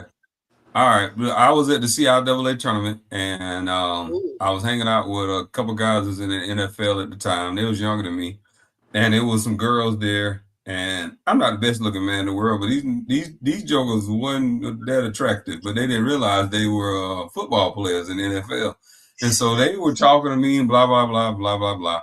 And so I laughed, because the NFL gives you a if you're smart. That's why I don't know why these guys get in trouble. They give you an NFL card to use. Okay. Like a credit card? Yeah. Okay. Like you can get one. So the girl, one of them pulled out the card to pay the tab. She seen that the card had NFL on it. She saw that. Her whole attitude changed. Oh, she was so interested then. So she was so interested. So them guys get caught up in it. That's why the big city market and stuff like that hard. So my last thought is, first off, I appreciate the opportunity. I thank y'all. I hope we can do this again, and I hope we can figure out another opportunity where I can show off actually my cooking along with having this commentary, because that'll be fun too. And I can cook for y'all personally, maybe in Atlanta or somewhere, or even up here, and we can film it live, and I can be up there giving like a cooking lesson too. So I think that'll be fun. But with sports nowadays, I would say this: these guys got to put their God first, family next. Second, this is the third would be for the parents. Quit trying to live through your children and let your children just live. You didn't make it, it's okay, but don't try to live through them, put extra pressure on them, because you're gonna see the headlines coming here with more of this NIL stuff. These kids that just now getting paid, but they might not make it to the NFL, and now mom and daddy is like, and family members and stuff like that putting pressure on them. Let them be, let your children, even from little league all the way up, let them be children as long as they can, because they ain't no going back. Once you become an adult, ain't no going back. And then you get a whole nother stuff to deal with. Yeah. And the children need to be children as long as they can. So that'll be my final thought. Thank you so much, Coach Chef T, for coming to join us. And yes, we will find an event where we can go to an event and you can come and cook and do a cooking lesson. I think I got something up my sleeve, and I'll talk to y'all off the air about it.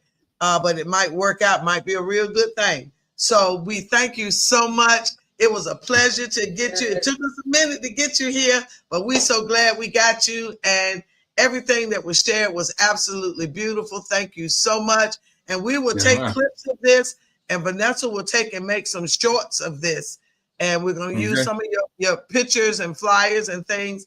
And so you'll see some of the information pop up on YouTube and on our Facebook page. So Yes. HBCUs forever. We don't have to go to the. We Yes. don't have to go. We don't have to go to the white schools to make it to the league. If No, you're we good, don't. they'll find you. They will. If you're good, they'll find you. All right. I'm always Talk to you Bye. later. Thank you. Bye. Thank you. Master T, what's up, girl? How you been, girl? Hey, y'all. Okay, so look, we dabbed into the NFL just a little bit, and we didn't do much. So yes, I'm I'm hot about the fact that we got Aaron Rodgers. I didn't want him.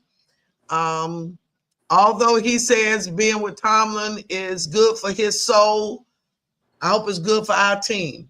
Well, I thought he said that being in the black hole was good for his soul too. Yeah, he did. He did. But hey. Well, go ahead. Jeff T said something very interesting that, now I'm about to watch this all season long now, too, because of that. When he said the big cities of everybody. So now my goal is to kind of look and see, like, when we're doing this, too. But Philly's a big city, I feel like. So I meant to, we had to go off, but I was going to ask him how he felt about what he thought about Philly then. But also, I feel like that was probably a rigged game, too, possibly. So, but I am going to, that's going to be a thought till we can put out a poll and see what everybody else thinks about that and say, hey, what do you guys think about, what's your thoughts and opinion? Do you feel like because of these players in bigger cities and they have more things to do, that they have more distractions instead of football? I think so. I think that's what's wrong with the Hawks. And until this year, I thought that was what was wrong with the Dream. Because especially with the Dream, with Atlanta being such a free pride state as far as the mentality of the citizens, I think it's been hard for those girls that live that lifestyle to come here and stay focused on basketball. They in gay heaven in Atlanta. And so they can't stay focused on basketball. Let me keep it real. Yeah. That's facts. Now, the Hawks, I think they have the same problem because, like you said, it's here, and they got the money. I don't spend a lot of time down in Midtown and downtown Atlanta, but once you catch a lift or a chauffeur ride downtown and you get out, you can go do what you want to do. Call them, they come pick you up. You ain't got to drive nowhere. You nothing. It's an easy party town. It's very easy. And if you don't have your focus cap on and your heart focused on your goals, you're gonna be willy-nilly all over the place. That's true. I mean, just the mentality of just how much stuff there is all the time in the city. Just if we can just go back to last weekend of all the things that we had just in a weekend, or not even just to say a weekend, just on a Saturday, of how much stuff there was. There was the Rick Ross car show. Oh yeah. There was a Omega event with like the what was it, Sundress and Seekers. Oh wow, that was this weekend too. Okay. See, I didn't even know about it till later. There was a workout event that they had at the Battery that was like showcasing different workout people who are doing fitness things, because I was trying to go to that. I think there was like a golf event. There was some type of taste. It was so many different things. I think while I was driving, I saw that there was a billboard for some reggae thing. It was so many things. And that's just a Saturday of just one thing of you could have been doing so many different things that I can see that if you are like, if you're an athlete, anything that, you're supposed to be focused on this one thing. But of course, also when it comes to these things that because there's so much in the city, they're going to be pulling you for guest appearances to do this stuff. Oh, that was also one thing I heard about. I found out about it was super duper late, like after the event happened. But one of my friends who's a big Falcons fan told me that Matt Ryan was like, it was like some Crown Royal drink thing, and he was like serving drinks. Yeah, at this place up in Buckhead. Like, no, it was in Dunwoody, I think they said, like Chamblee Tucker or something.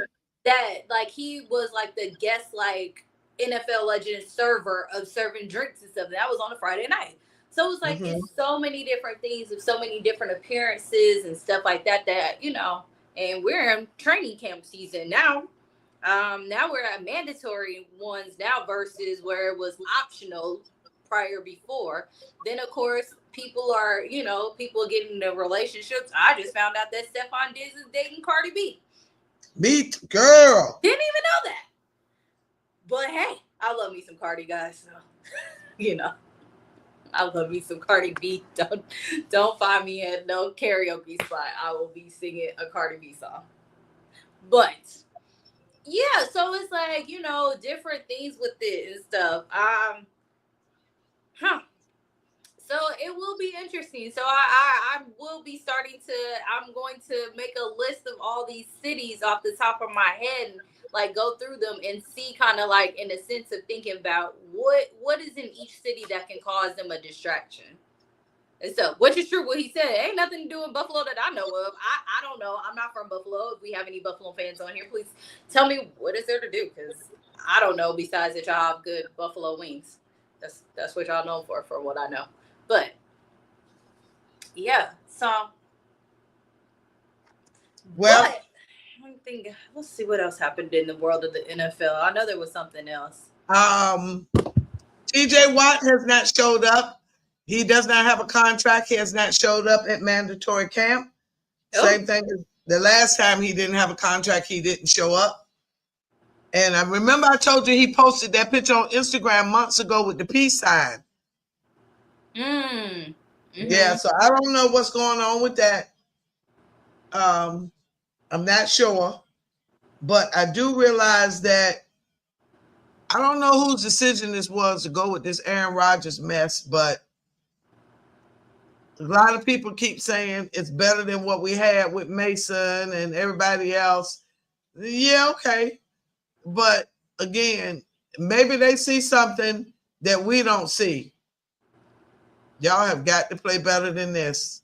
Come on. OKC, what are you doing? Oh yeah, you guys, the game is on. Oh my God. They letting them take the ball right out their hand. The score is 32-28. Just started the second quarter. Oh my God. They are not going to give you this game. Y'all have got to play. Y'all have got to play. When fourth quarter hits. So the funny part about this is, I guess, there's not really any really big NFL news right now except for like training camps and stuff. So there's not really that much. I did see that Kirk Cousins did go to training camp and stuff, that he is there and everything. Very interesting enough how I know Chef T was trying to make fun of our stuff with our draft picks and stuff, but it is true. Like I said, I've been to the last like maybe 4 or 5 drafts that we've had at the stadium and stuff. And I remember listening to NFL radio, and it just so happened Falcons radio was on at that time, and they were talking about the draft and how when Jalen Walker got drafted and how excited everybody was. And when I tell you it was facts with it, I don't know if we've posted it yet with it and everything. Maybe I'll have to resend it to Vanessa. But the stadium was I've never seen everybody so excited on a pick before. Like when Kyle got picked, everybody was like, it was half and half. When we got Michael Penix last season, it was half and like people were like, what? It wasn't like things. But when I tell you the whole stadium was electric, like yelling, jumping up and down, running, like because we haven't had that great of a pick in a long time. And they said, I don't think a Georgia player has ever like been drafted in the first round by the Falcons ever. So that was one thing. So it's going to be interesting with it. So they're just talking more about that part with all the teams of who's going to training camp, what they're doing, who's hurt and everything like that. Kyle Pitts got hurt. We need to next season. But now, since we don't have a lot to talk about with football, have we talked since Coco won? No, and I was so excited with that. I was going to talk about that next and be like, you guys.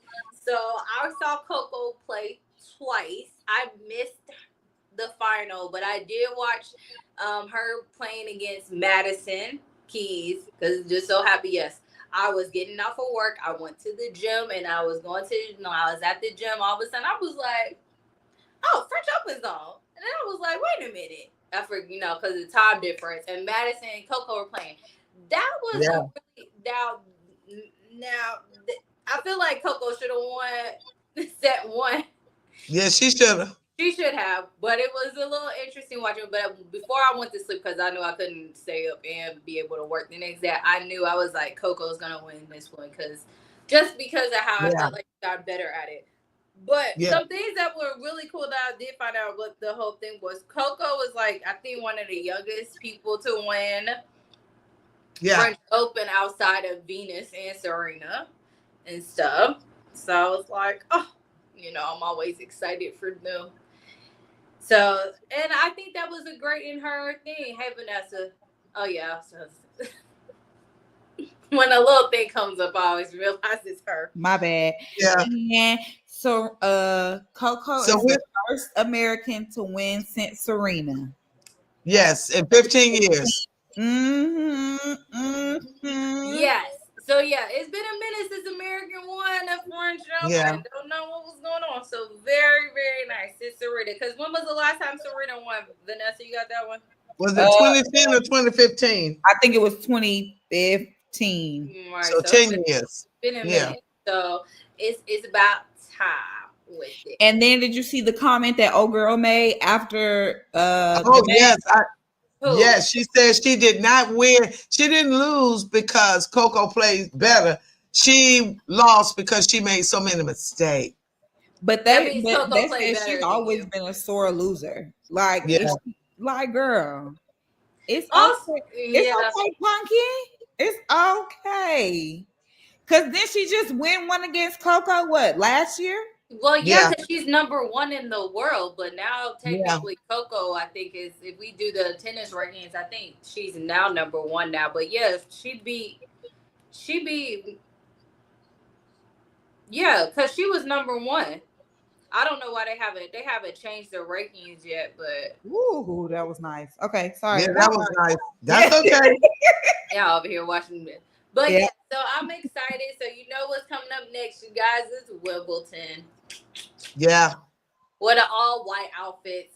Because I like watching. I honestly don't like the white outfits because they get dirty too much. But I do like to see what they come up with everything. I really am more excited when I watch what their tennis dresses and outfits are. But one person I was really was interested in seeing, I didn't know that Sloane Stevens was a commentator until that morning when I was in, and I was like, okay, I think I like her better as a commentator. I do too. It's been a minute, like, with it. I think she should. Has she retired? Yeah, she has. Oh, she did? Yeah, when you become a tennis commentator, that means you've retired. Got you. Okay. She needed to retire. Yes, she did. Tried so many times to beat Serena. And they had some great little matches against each other. But yes, Sloane has retired, and she was our nice little French Open commentator. So, but so it will be, now we're on to Wimbledon.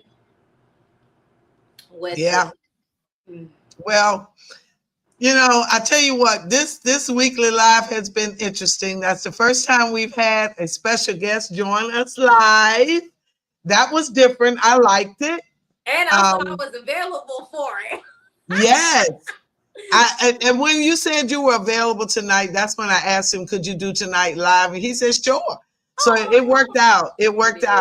So we got a couple of more to get scheduled. We got one with a boxing coach. We got one with a football recruiting coach. And I'm still trying to get with Renee Montgomery from the Atlanta Dream. I met one of her classmates. They made a short film together. And so I met him, and he knows her. And then between him and Ruthie, I'm trying to definitely get Renee to interview with us. Maybe I can get her to join us with Ruthie on a live or something. But I'm going to keep working on that.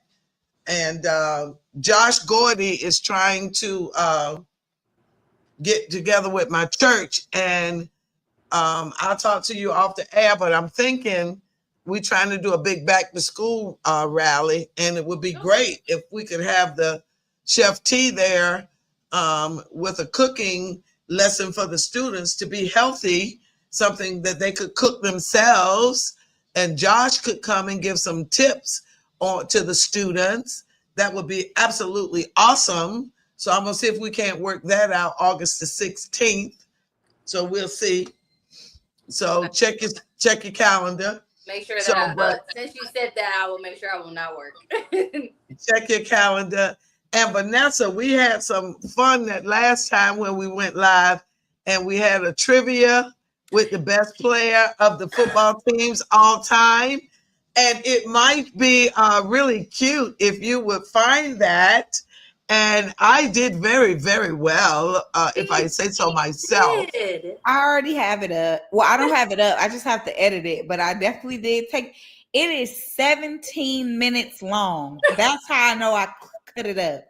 Listen, 17 minutes long. I'm going to try to get it down to like. I'm going to try to get. If I could get it down to like 5 minutes, it'll definitely go up. It was very impromptu because I really didn't. But it was fun. It was so much fun. And and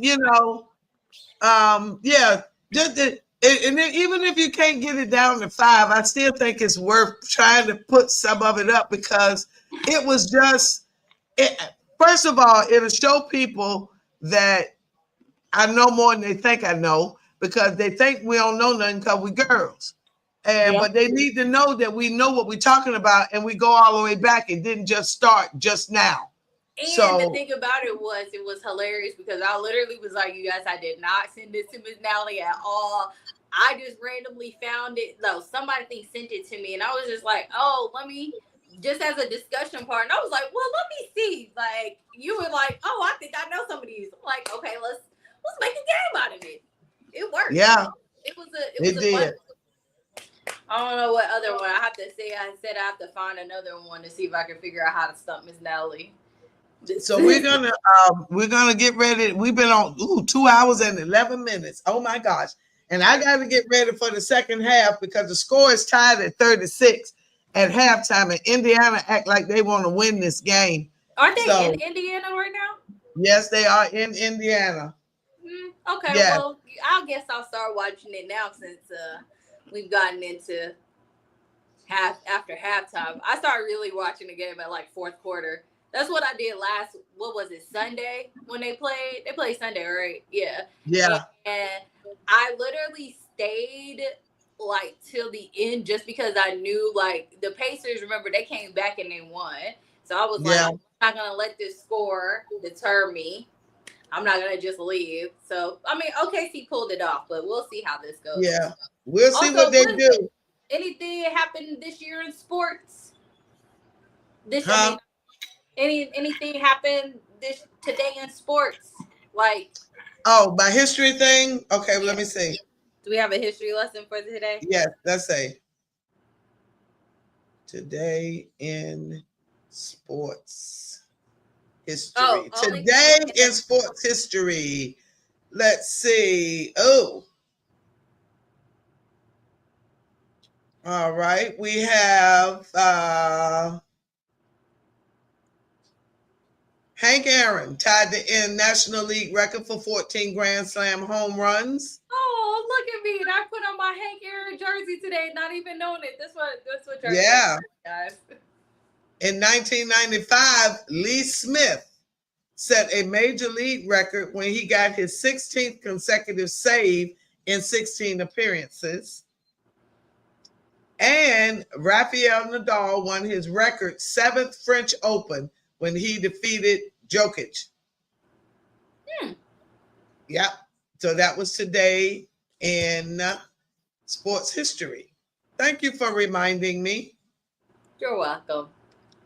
Let's see, I think that's it. Well, I already said this. They said today's current. They're talking about the Chicago Sky struggling with their new coach. I don't like him. I don't like the energy he brings. I think they need to bring a WNBA legend in to coach those women. Them men don't know what they're doing. I'm just saying. They're not getting it. He's not getting it. They're not feeling him at all. I think they won 1 game, 2 games. They ain't feeling him. They're not feeling him at all. So, but yes, that's it. As we log off, the score, and I'm not happy, it's 39-36. Pacers time out. The Pacers are leading OKC by 3 points. They just took the lead here within the last minute or so. What's it? Are we at? I thought we was at halftime. Not quite. It says 7:27 left until halftime. I need to get up. I'm going to take my medicine. I got a little slight headache. I'll tell you when we get off the air what happened today. And then I'm going to do the second half. So thank you, guys. This has been our weekly sports chat with Nat, with our special guest, Chef T. He's gone here to leave us, but it's juicy. It's so juicy. And so we're going to try to get him here in Atlanta to do something live. So thank you so much for watching. And if you have not already subscribed to Facebook, I don't know what you're waiting on. Subscribe. Hey. And don't forget, on any video from now to the end of the NBA Finals, say gift card giveaway. And who you think gonna win, you get entered. Follow the rules, and you will be entered. We do give our money out. Okay, so that's it. Thank y'all so much for watching. Bye, y'all.